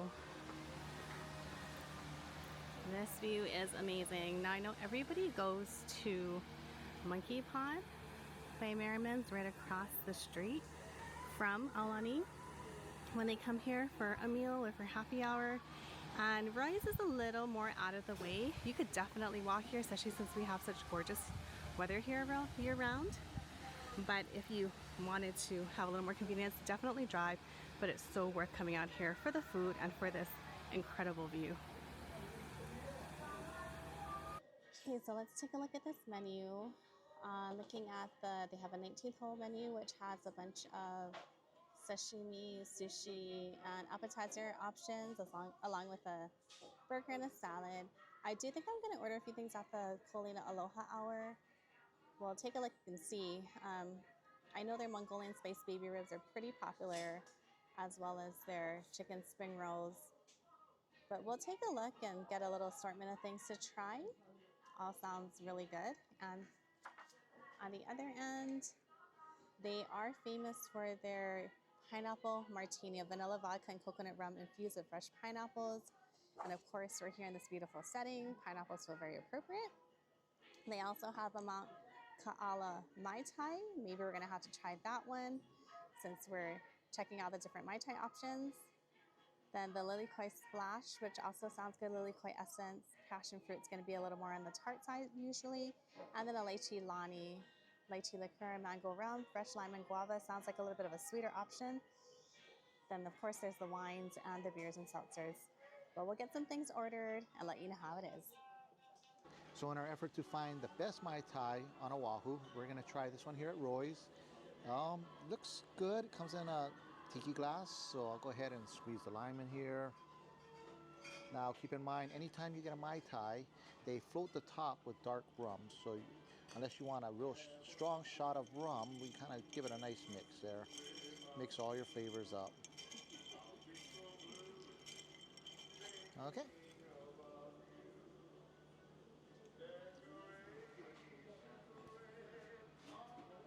Yeah, it's actually a really nice Mai Tai. Definitely fruit forward, but you get that strong rum flavor. I love the dark rum that they put on the top. Is it my favorite one? That's to be seen, but it's definitely very nice. What's the rating if you were to give it out of 10? I would have to go with maybe like an 8.9, not quite a 9, but pretty close. Very precise. Okay. And then this Mount Kaala Mai Tai has Donkey rum, tropical juices, and Whaler's dark rum. Look at how gorgeous this looks. Okay, so we're gonna pass this over to our taste tester, our cocktail expert here. Okay, so what am I looking at right here? You're looking at the Lychee. Infused pineapple martini with vanilla vodka, coconut rum infused with fresh pineapple. Okay, so this is their signature drink. Okay, so first off, it's beautiful. I can tell it's strong just because of the size of the martini glass. It's going to be strong, so I'm looking forward to this one. Okay.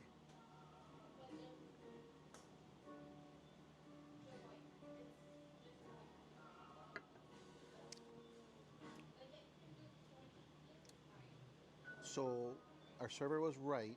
It's not very sweet. It is very, very strong flavor-wise, but it's really nice. But if you like a fruity, sweeter, more tropical drink, this is probably not going to be the one for you. It's going to be if you do like martinis with a little bit of flair, this will probably be more your style. So it's not going to be a drink for me then? It's not going to be a drink that you're going to like. It's very, very strong flavor, but it's very nice. It's definitely a drink that I would enjoy. But a lot of people come to Hawaii with the idea of having something very tropical, very fruity. This is not going to be it, but it does have tremendous amount of flavor. If you like strong drinks with a nice hint of vanilla, a nice hint of pineapple, this is a drink for you. And if you had to rate it out of 10, what would you say? On just a cocktail level, having experienced many drinks, this would be a 9 at least. Yeah. Sounds good. For fun, I'm going to taste it too, even though I'm not a big alcoholic drink person, so you'll get a different perspective. Womp womp. Okay, that's strong, but it's really smooth. And because it's so smooth and flavorful, you can see how it's easy to drink. And then let's try the Mai Tai.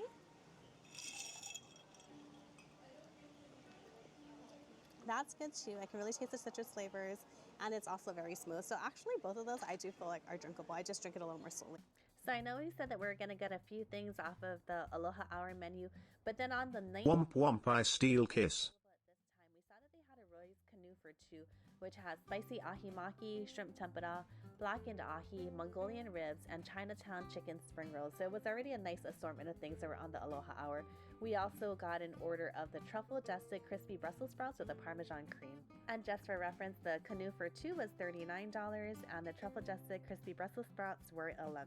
So between the two of us, we tried everything on the canoe, and we liked a few of the things. The smoked Mongolian spiced baby ribs is what I had. They were tender. It had scallion oil. It wasn't a heat-hot spice. It was kind of a sweet and savory and umami flavor, really good. The Crispy Island ahi maki was also your traditional sushi roll that was had a little bit of a tempura flash fried, so it was a little crispy on the outside. I heard that one was good, as well as the Chinatown chicken spring roll with the black bean dragon sauce. I also tried the blackened ahi, which is really good, just a basic fresh piece of blackened ahi. The sauces really helped a lot with the flavor on that. And then my husband had the shrimp tempura, which he said was really light and crisp and flavorful. We did the Brussels sprouts, and they were good. They were kind of bland. That Parmesan cream, it was creamy, but it was just, didn't have a lot of flavor. So we took advantage of the sauces that were on that plate and used it to add some more flavor to the Brussels sprouts. Another cocktail on the happy hour menu is the lychee lani, which has lychee liqueur, mango rum, lime, and guava. It is a bit of a sweeter drink. It was $9, which is the same as the Mai Tai, and the other one on their menu, the Lily Koi Splash, the Roy's Infused Pineapple Martini. Their specialty drink was $10. A couple of other things on the happy hour menu are their cheesy truffle orzo pasta with smoked pork belly and the yukari fries. Yukari is a Japanese seasoning, I believe, of red shiso, salt and sugar, so it's a nice balance of flavors on the fries. And I went for a non-alcoholic option. I got the Lily Koi iced tea here, which is also very good. It was a little stronger on the tea flavor. It wasn't very sweet, but it did have that essence of Lily Koi, so it was really nice. And we usually don't get dessert when we're doing happy hour, and this was not on the happy hour special, but since we were at Roy's, I had to get their famous chocolate souffle. It is a flourless chocolate cake, so there's no wheat flour in there, so it was a gluten-friendly option. It came with vanilla ice cream and some chocolate nibs and a raspberry coulis. It's the perfect balance of flavors. It was rich and delicious and perfectly satisfying. It is something that you need to order about 25 minutes ahead of wanting to have it served, so we put this order in when we were getting our food orders as well, so they could have it ready for us. So just as a quick review, Roy's is a really great happy hour option. There are a few good ones here at Ko'olina. Monkey Pod also does a really good happy hour, but personally, I tend to like Roy's the best. This is kind of my choice when we're here. Makiko Cantina is another one that we always hit up because it's just really casual and easy. It's always fresh. We know we're gonna get. But Roy's is one that is a favorite of ours. And it also has really great lunch and dinner options, so we definitely recommend checking them out. They're a little bit off of under the radar maybe, because it's not directly across the street like Monkey Pod and some of the other restaurants are, but they're definitely worth checking out, whether you just take those couple extra minutes to get there in a stroll or drive over. Thanks again for joining us for a couple of our favorite happy hours here at Ko'olina. We hope you'll come back again soon, as we'll be talking about a few other places nearby when you're staying at a hotel in Ko'olina like Aulani, a couple of options kind of showing you what you could find, maybe at the Costco there, as well as if you're on a special diet, and even a great poke bowl place that's not too far away. Be sure to check back soon and to enter our giveaway in the last video that we posted. We look forward to seeing you again soon, and as always, we're sending you sunshine and aloha from one of our favorite places on Oahu, Ko'olina.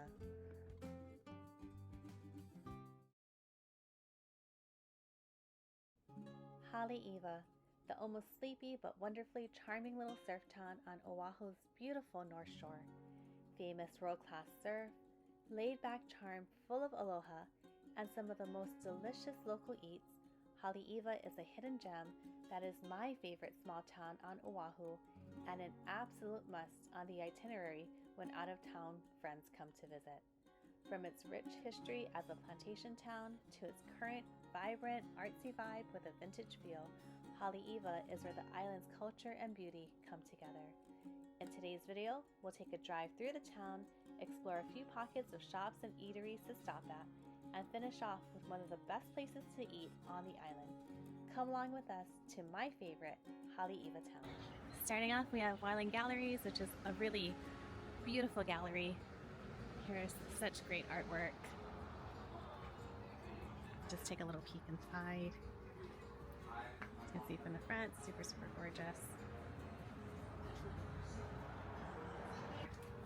It's nice because there's a lot of parking, all free. Kind of depending on what you want to do. There's some really good shopping. Hopefully we'll find some cool things in here.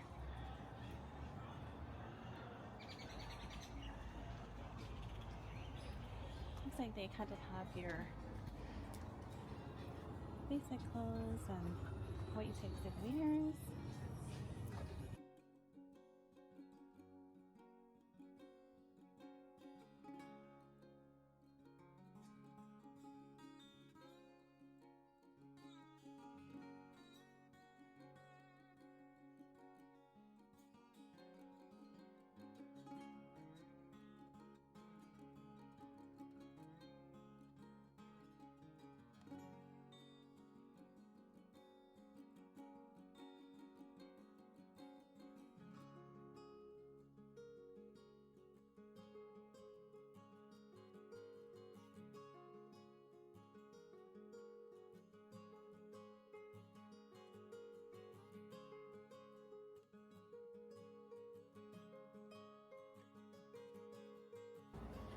I love this pineapple and plumeria print.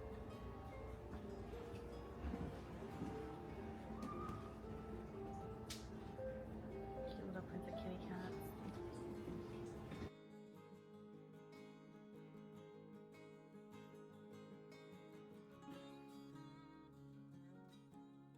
And just to give you an idea of what you'll find here at the Haleiwa store lots, there's a lot of great places, including the very famous Matsumoto Shave Ice.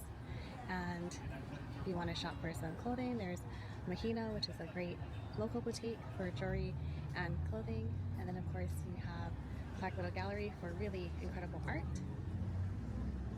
A few other highlights on here are Rajani for Thai food, Island Vintage for really great coffee drinks. There's Lanikai Bring if you want an adult beverage, Snoopy Surf Shop, which is super cute / Hawaii if you need a swimsuit or even TNC surf, and Kahala for really great aloha shirts. Just a few of the highlights of what they have here.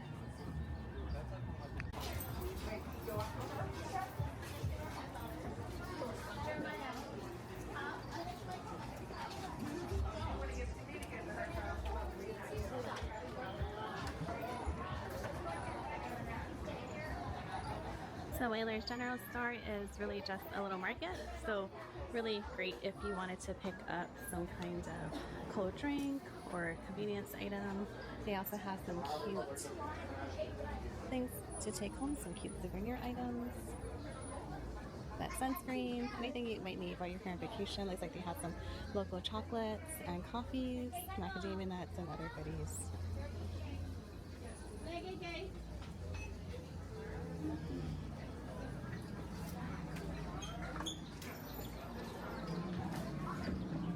TNC is another great local surf shop. Great clothes. They've got these really great water bottles as well too with local wraps. I'm gonna go ahead and grab one of those on a different day. It's that really cute one I liked at Kahala Mall, so we'll go back and check that out in a different video. This is a really cute little courtyard area with big grass if you want to sit and have a snack. Got little kiosks if you wanted to. God, it looks like a customized phone cover or hat.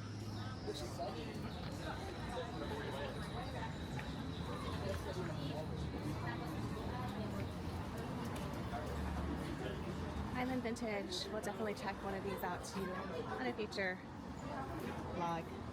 It's one of my favorite places for. They make an amazing frozen chocolate drink. Got Splash, which has been around for a really long time here. It's a place I used to always get some seasonal bikinis. They had them in Alamoana and got here in Haleiwa as well.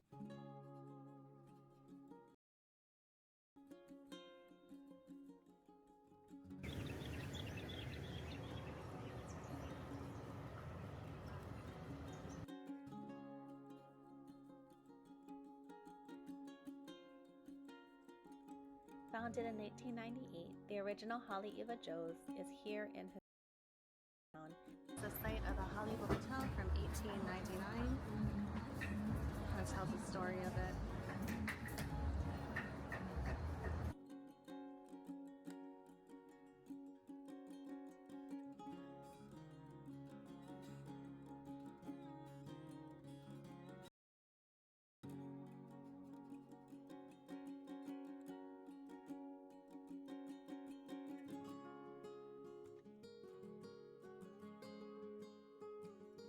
While we were waiting for the dining room to open for dinner, we decided to get a drink here in the bar. My husband decided on the Clark's Mai Tai, named after one of their bartenders.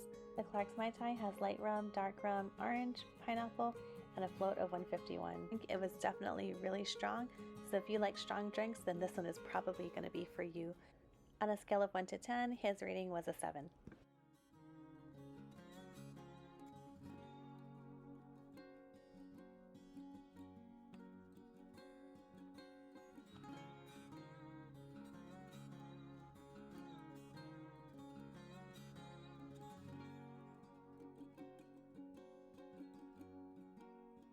To start, we got some warm bread and butter along with a salad. It was the house salad with a sesame miso dressing.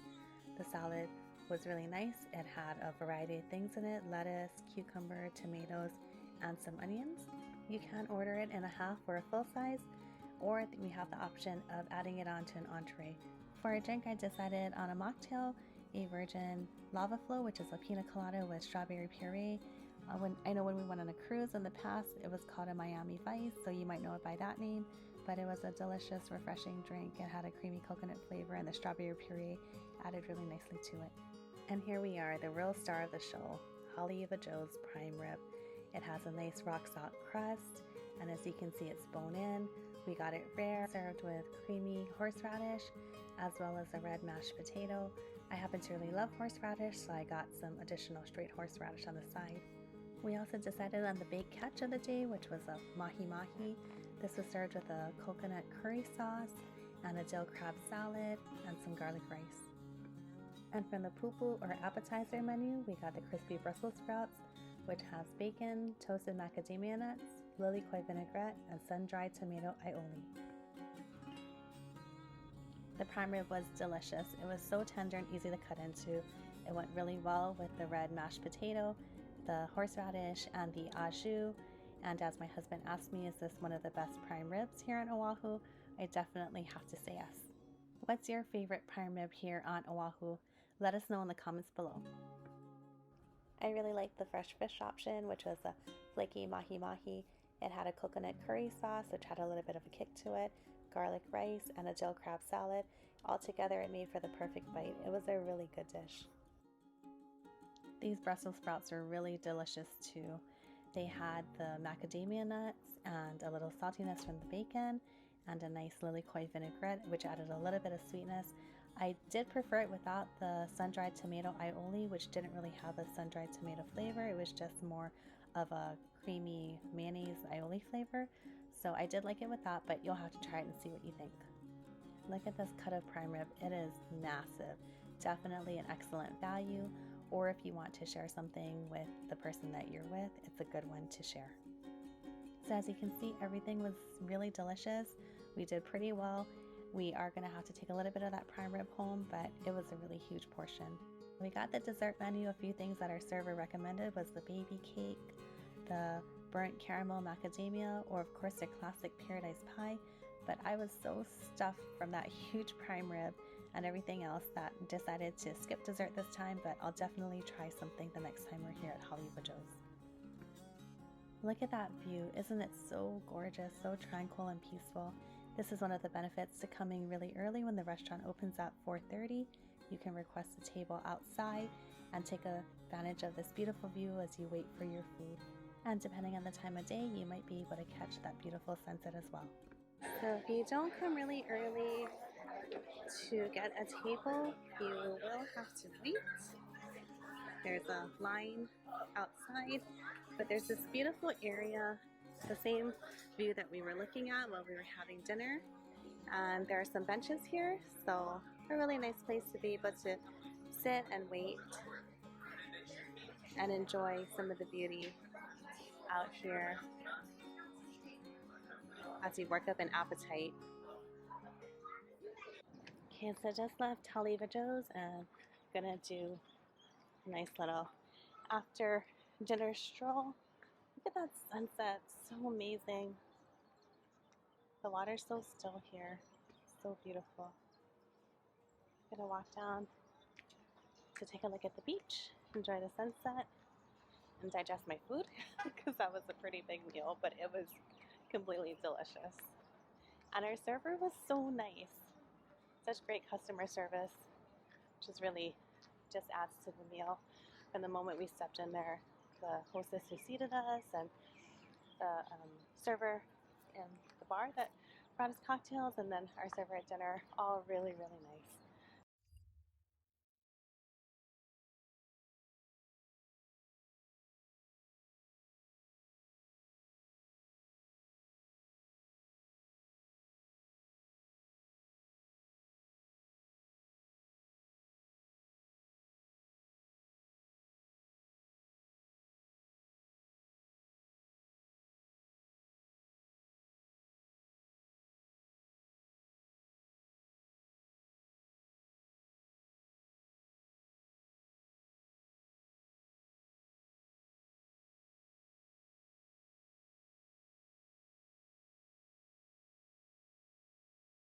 It's so dark, chat. It's scary. Are you scared? I'm scared.